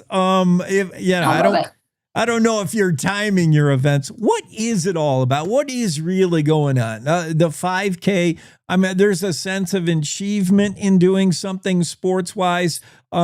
I don't know. What is at work here that we don't see, that's not really running? Well, we've got a researched back curriculum, and it's all about movement and games to build on that emotional resilience, self-confidence, and really create those healthy relationships within a team. And we culminate with a celebratory, non-competitive 5K at the end. So we don't care if they hop, skip, walk, or jump across the finish line. It's all about goal setting and just finishing what you start. So it's not necessarily a timed event, but it can be, and we have clocks running. So everybody is just at their own pace. It's just about finishing. So it is open to the public when we do our 5K. So we're all there celebrating these girls finishing their 8-week season that they just started. Typically, we do it in the fall. It starts Labor Day, and then they meet twice a week with their trained coaches, sometimes teachers, sometimes parents. We do this at either a school setting, after school, or it could be like we're in the Boys and Girls Club. We can be at any kind of setting as long as it's a safe place that we vet. And twice a week for 90 minutes, the coaches pick the times and days, and then we are off and running. So the first part of the course that they're learning is all about themselves, understanding themselves, learning to appreciate and accept themselves, and accept the fact that it's okay to be different. everybody's unique in their own way. That's what helps us empathize and grow with each other. So that's the first third of the program. The second third of the program is about valuing relationships and teamwork, and whether that's in sports, whether that's with your teacher at school, whether that's family, it's just relationship building. We teach them breathing techniques, so to help them with anxiety that they might have. We teach them about body language and buddy system, so they're looking at their friend in a different way and maybe recognizing if somebody's hurting, needs a friend or a shoulder to lean on. So a lot of just healthy, positive speak that we introduce throughout. The last third of the program is about recognizing how they can shape the world at large. So we bring that contribution component into it. It's all about volunteerism. Where is their world at this point? Is it school? Is it at a church? Is it at, they're at home? So this is not anything that we bring politics or relation or building, like church into. This is all just about positive speak and, just learning who you are and how to give back rather than receive. Cindy Bradley's with us, Executive Director of Girls on the Run, Wyoming, where it starts with running, but it really has more to do with just the race. The race is the journey, and the journey is, I don't know. Girls on the Run, though. I mean, it is 5K. It's 3.1 miles. I mean, just hearing that at the beginning. Yeah. It's a big, feat, and they don't think they can do it. I'm not a runner. Why would I ever do this? You don't need to be a runner. This is all about mind and body connection, and our lessons just focus on the emotional and physical skills and encouraging those healthy habits for life. Girls on the Run, above all, a place of belonging. Cindy, what age range are we talking about? What grade level? How old are these kids? Well, we do 3rd through 6th grade. So maybe 8 years old to, could be up to 13, 12, somewhere in there. But 3rd through 6th grade is our audience. The parents absolutely love it. It's building this confidence through accomplishment. And so, with each season coming to the end with this tangible, non-competitive 5K, they get a medal at the end. It is just giving them the ability to write their own story afterwards, and having the community gather around them and just know that they finished we have 100% completion rate. Is that crazy? No one has ever not come across the finish line. Excuse the triple negative right there. They all get across the finish line. They all get across, and we love it, and we're cheering each other on. We have so many success stories where some of the girls on the team finish themselves, and then they run back and run again with some other teammates. And we're naming their names out, as they finish, as they cross that finish line. And we choose running because it's inexpensive. We have national partnership with Adidas, so we can give shoes to those in need. We, so all of this is provided. There's no reason not to join and register. So they can do this outside. They can do this inside. So we hope that they will continue this habit after the season ends. And, it successfully helps them navigate just clearing their head while they're running. They, again, it's, they can do it in groups. They can do it individually. It just opens them up to so many, just physical activity. And we do it after school also, because it's that void time that we see a lot of children can, go up different paths and decision making consequences, things like that. They can get into trouble, after school if parents are still working. And that is the makeup of our society right now. There's that void time between school and when parents come home. So we really hope to make an impact and be a mentorship program for these kids in their youth development. It's a very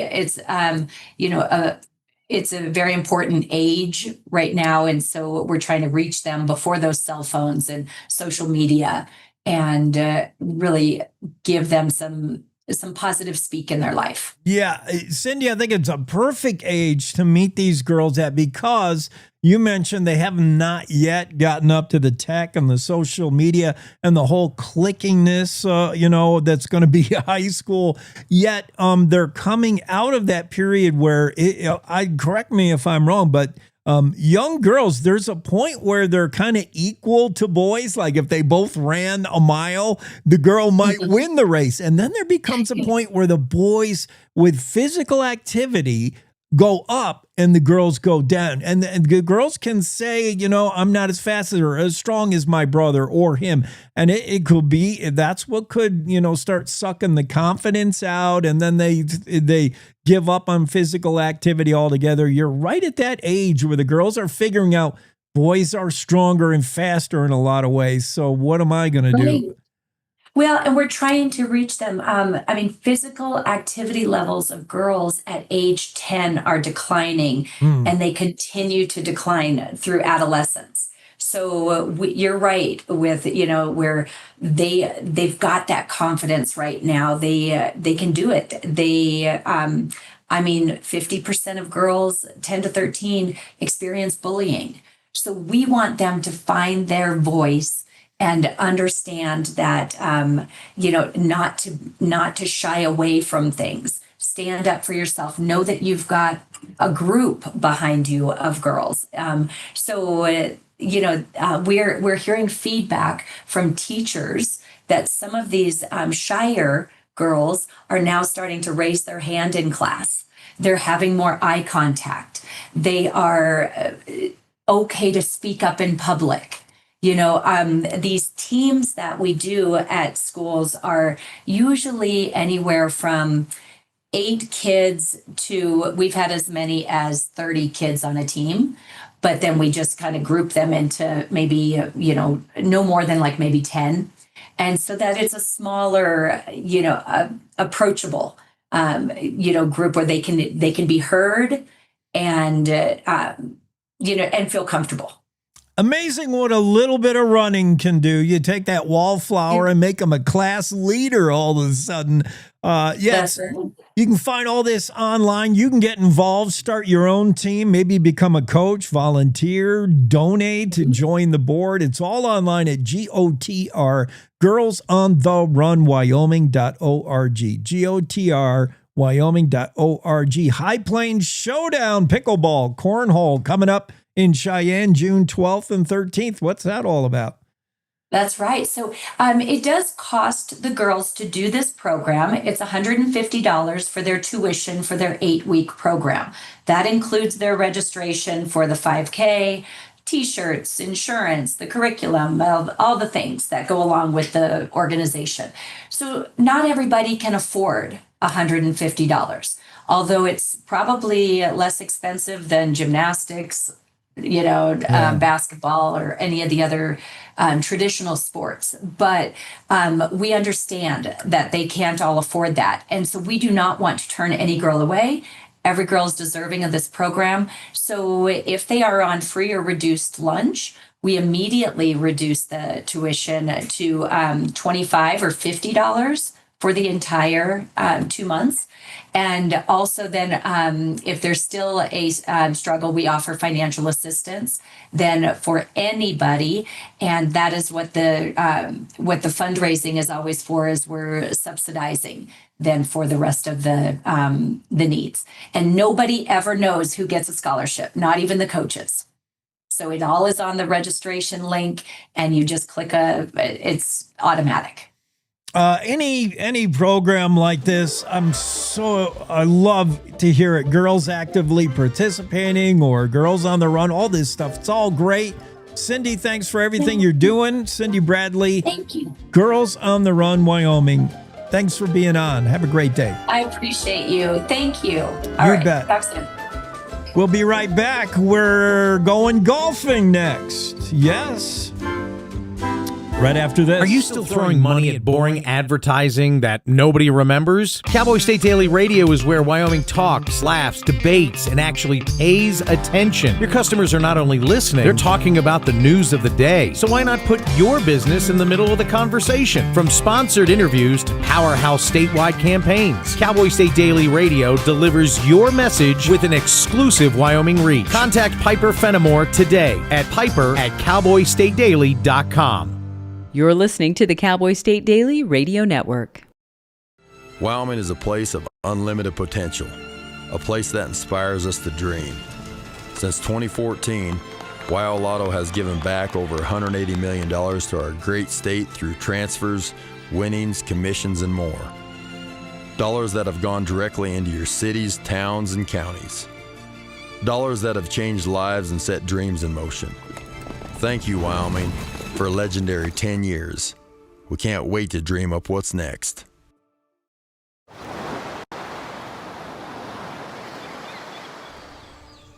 Hear that? That's the sound of your life.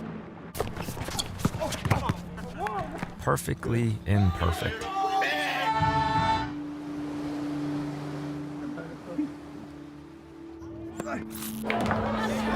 Beating in rhythm to the world you've created.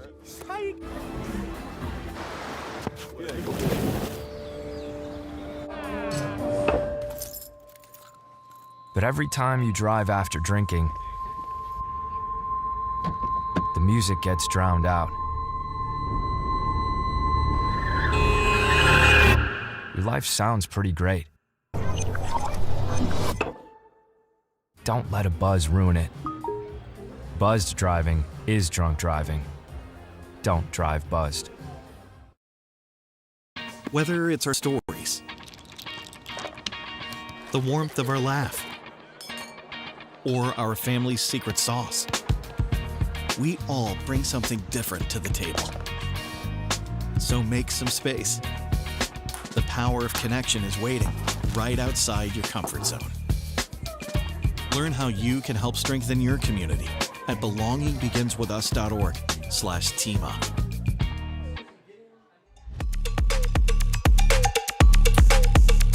All right, we're back to it after break. Final hour of a Tuesday edition of the Cowboy State Daily Show. And our final guest is Ray Gallegos. Gallegos?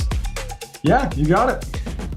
We're going to talk. My notes are skimpy, Ray. All I know is it just says golf. We're going to talk golf. Go wherever you want to go, Jake. Yeah, all good. All golf is good golf. Ray, by the way, is a former golf pro at Old Baldy, which is something of name value. That's in Casper. I've never had the opportunity.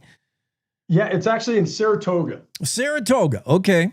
So, really kind of exclusive golf club out there. Got the opportunity to go out and work there after college. Kind of a mythical thing growing up in Wyoming as a golfer. That place was kind of the white whale. My grandpa would always talk about it. He thought the clubhouse was this big store mansion. Turns out that wasn't the clubhouse. It was just the George Store mansion that he's the guy that built Old Baldy. But yeah, kind of worked my way up there. And eventually by the time I left, I was the head pro out there. Wow. So you're probably pretty good. I'm not gonna golf with you. We're not gonna be able to golf, but I love golfing. When's the last time you've been out swinging the clubs? Let me ask you that. I went last night with my kids, so I think it's a really wonderful youth sport. I really encourage it for my kids. That it doesn't take a team, right? You don't need 10 other guys to go out there and for football or 8 others for baseball. You can just go out there with your bag of clubs and whack it around, and it's just you against the course. So I really encourage it for my kids. And I was out there last night with my boys. Doesn't that, it also really, it builds like, golfing is a sport where you have to forget quickly that last shot in the trees. You got to put that away. So much of it is above the neck, right? I mean, it's good for you. It really is. Everybody talks about taking it from the driving range to the golf course. You could be hitting it like Tiger Woods out there on the driving range, and then you get on the course and you don't know how to find the broadside of a barn. So it really is. I think it develops a lot of really good skills. You can get romantic about golf all you want, but it's you against the course. It's like if you want to call a rule on yourself, you do it. It's really a kind of a moral fabric type of game. I love it, and I think Wyoming's got a lot of great golf to offer. I grew up in Wyoming. Obviously, it's not Phoenix or Florida where we can play all year, but for me, looking outside and seeing the trees starting to turn green, the grass green, I feel like probably how ski bums feel when the snow starts flying. Yeah. It's my time of year now. It's my turn. A game has so much mental discipline, so much to teach. The more you learn, the more you realize you don't know anything. It's incredible the way. And just when you fix that one thing about your swing, there's 5 things that went out of whack. It's you're like last night. I drove it better than I ever have, and I couldn't. My putter might as well have been, a Buick. I don't. It never comes together. But it's. I always tell everybody, kind of like what you said, Ray. You must be a pretty good golfer. I'm like, I'm decent in some worlds. I'm excellent in others. There's always somebody, unless you're Scotty Scheffler. There's always somebody better than you, and there's always somebody worse. And I think that's one thing about golf that people get intimidated by is they don't want to be the person holding it up, or they don't want to be the person that is bringing the group down. My wife, I play with her all the time, and she's a good little golfer, but if she gets discouraged, I just say, just play bad fast. Nobody else cares. Like, as long as you're doing it quickly and keeping everything flowing, you're just fine. Nobody cares what you're doing out there, as long as you're not taking 8 hours to do it. Ray, let me ask you something as our golf topic just meanders like my game. I'm over left off the fairway, then right, then in the water. Take me the differences between your Sunday duffer. Then we work up to where you're a golf pro at Old Baldy and that's a lot of teaching. Then get me to like PGA and these guys that are, to me, it's, you can do anything they can do, but the thing is, they do it every dang swing. The consistency in the pros is unbelievable. Yeah. Ben Hogan always had this thing. Ben Hogan said, if he shot 68, like 4 under, 2 of them were what he imagined in his head. So you take that to an everyday duffer or a guy like me, you're lucky to get 1 where it just comes out perfect, like the way you want it. So I always say for what I did, there's a difference between a pro golfer and a golf. So a pro golfer would be like PGA guys, Korn Ferry guys. I was a golf pro, meaning a PGA of America Class 1 guy. You do have to pass a playing ability test to do it. You got to shoot like a pair of 77s, which is about 10 over 2 rounds to get there. But after that, it's not as romantic as everybody thinks. I loved it. I truly enjoyed my time doing it. But PGA, I always joke around, standing for professional garment assorters, because you're folding shirts and you're folding pants and fitting people. But it is a lot of teaching, and I love that. And I continue to be able to do that with my kids and my wife and some others that when they happen to ask. But it really is the spectrum of talent and is a wide array. So I always tell people, don't be intimidated by it. Just go do it. Every town in Wyoming's got a little gem that they're proud of and they take good care of. And just go find it. It's not as stuffy and, uptight as everybody probably thinks it is. Well, it was stuffy where I learned to fix my slice. I didn't learn it. I was taught it by a golf pro at the Madison Club, in La Quinta. Jake, we've got some stuff to talk about here, bud. I would go from Old Baldy to the Reserve. Have you ever heard of the Reserve in Indian Wells? Yes. So I was also the head pro at the Reserve. So I played the Madison Club. Okay. For any couples out there. So you probably had a pretty good instructor out there. I did. I was a few lockers down from a guy named Jack Nicholas. Like he had his little name value. But I had a young lady who watched me swing. It was and she fixed that slice with a grip, aligning knuckles and the wrist, and my grip. Yeah. Fixed it. Let's talk about some of the nicer golf courses. I'm in Jackson Hole now, and my goodness, I can swing a dead cat. Not that I would swing my cat here and hit. I've been at them all. Shooting Star. I've golfed them all. Jackson Hole Golf and Tennis. Old school grandfather Teton Pines, the OG, the Snake River Sporting Club. What do you think? All great courses. They're all incredible. I mean, if you plug in top 10 courses in Wyoming, 8 of them are going to be from that Jackson area. And I've played Teton Pines. I don't know if he's still there, but Keegan Bradley's dad, if you know Keegan Bradley, he was the head golf pro at Golf and Tennis, which is a huge claim to fame for Wyoming golf. In fact, I'm here in Cheyenne, and we have the Wyoming State Open every year. Keegan Bradley's got his name on that trophy from like 2001 or something like that. So you're in a place where it's pretty special. And Three Creeks Ranch, I think, is up there. I've heard wonderful things about Snake River Sporting Club. Really want to get up there. I don't get up there as much. A really good buddy of mine helped with the revitalization of Snow King, and we really were up there a lot. Just didn't play as much golf, did more fishing and hiking. But you're in a really special nook of the state as far as it comes to golf. But I'll tell you, the opposite end, the Northeast, has got one that's charging hard. And you had a guest on talking about, the close encounters of the third kind. Yeah. That Devil's Tower Golf Club is special. The Neiman family, what they did up there, it's a really special place. It's pretty cool. Wow. I didn't know. I forgot about actually Three Creek, the Tiger Woods. That's a fun course. What you often see when what I see when you're constrained in real estate, which is Jackson Hole, is you get a lot of out and back parallel holes where and hardly ever dog legs because you don't have the real estate to make a dog like. So I have, getting used to, actually using my slice to my advantage or playing a dog leg is hard for me. It's all straight because you're down one hole, back up the other, because that's the way they lay out a lot of times. And I think especially Snake River Sporting Club, if I remember the way, because it runs right along the river, and I think you just come right back. Yes. So and that's old Scottish links too. That's where the term in and out comes from. Is, you go out for your front nine and you come in on your back nine. So that's the traditional. I mean, that the Scottish and Irish golf courses, a lot of them were built that way because they want to stay close to the water, and so they would just go out next to it and come right back down it. So it is a tough thing, especially with the game getting longer. Colorado's they built 2 in the last 10, 15 years, TPC Colorado and Rain Dance. And they're 2 of the longest courses in the country at like 8,300 yards because these guys are just bombing it, especially at our altitude. That's one thing I don't know if you realize when you went to Madison Club.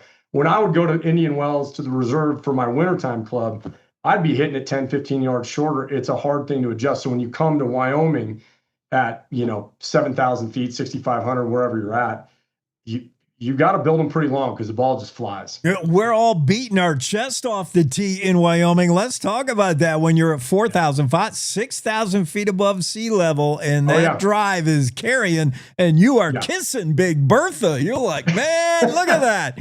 And then Rory McIlroy would come here and probably drive it 400 yards. So, my God. It gets back to the base of it's a pretty humbling game. You don't have to look I always say you don't have to look very far to know how blessed you are. And in golf, you don't have to look very far to know that there's somebody better than you doing it. Yeah, Wyoming brings you the advantage of the thin air. The same reason nobody wants to pitch for the Colorado Rockies. Boy, that ball carries. Right. But Wyoming also brings the wind, and wind is a factor in golf. You want to angle your driver. I try to keep the ball down on some holes when you don't have the advantage of the wind behind you. Wind's a tricky thing, huh, Ray? Yeah, well, I grew up in Casper, and now I live in Cheyenne. So you'd think that I hit the ball 8 feet off the ground at all times because of the 2 windy places I grew up playing golf. But it is. It is a challenging part of that in Wyoming, and I think that that's part of the deal. You're going to have to deal with some blustery days here and there, but it's a beautiful place to play golf. So many good ones. Buffalo's got a gem. It's not as really as windy there as it gets other places, but I'd be remiss getting off this call without throwing out a bone to Buffalo because that it might be the best public golf course. It's, in my opinion, the best public golf course in Wyoming. It could probably give the western half of the United States a run for its money. Oh, that my. place is special. Ray, I can't believe you said that. Maybe as you can't believe I talked about Madison Club. Who would have known? But the wife and I are moving to Buffalo from Jackson. We're closing on a property tomorrow.